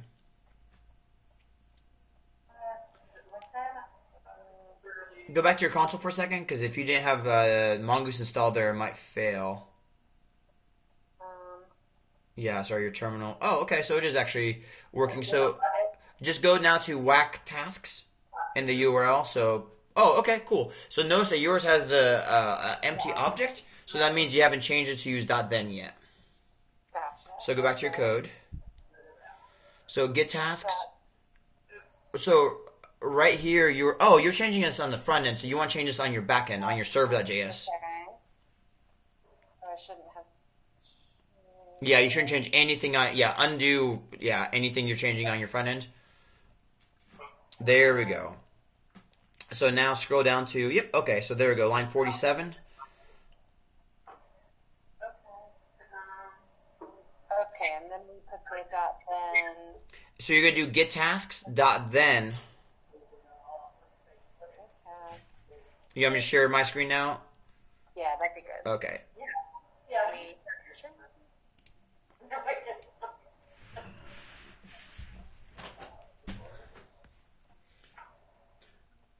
So basically you're just going to do get tasks dot then gets called, and you just have anonymous function, that tasks fat arrow, and that's just going to call res.json of tasks. And this here, guys, you can put all this on one line. That just habit breaking them up, so we could totally do something like this. This is slightly harder to read, so I normally just break it down to separate lines because that's usually easier to digest, but whatever is easier for you guys. And we're doing .then now because we need to get the tasks from the database and then. Yes, because it is an asynchronous function now. Yep. So. Right. Okay. So everybody is good here. So Elaine, if you refresh yours now, you should just have an empty array, right? Or you might have stuff in there if you had stuff in RoboMongo or Mongo 3T. Sorry, it used to be called RoboMongo. So yeah, Robo 3T. Okay. So everybody ready to continue? I think I broke mine. Oop. You want to look at your code again? Yeah. It's okay. They're having problems over there too. So.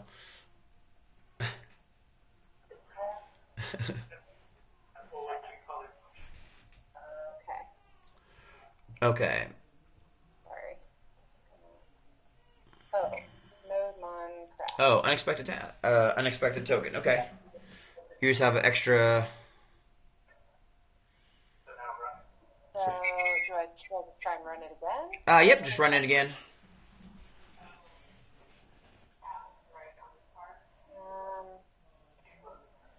Yeah. So that looks right now. Oh. There we go. Okay.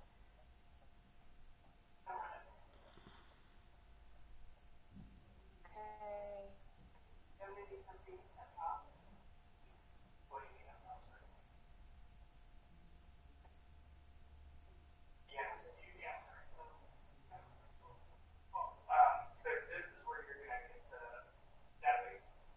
So what's the name of your database? Okay. Yay. Okay. Go ahead. So. Okay. Everything is working. Okay. It's okay. Everybody sees my code again? Yep. Okay. Yes. Okay. Let me see. Let me see how they're doing there. Cheryl, Linda, you guys are good? Oh, no. Not quite yet. Okay. Seth, let me know when you guys are good. And Danny, are you good? Danny left at lunch. They're at noon. Oh, no. Okay. Well, that's unfortunate. I kind of suck as a teacher if I didn't notice a student gone. 20% of the class.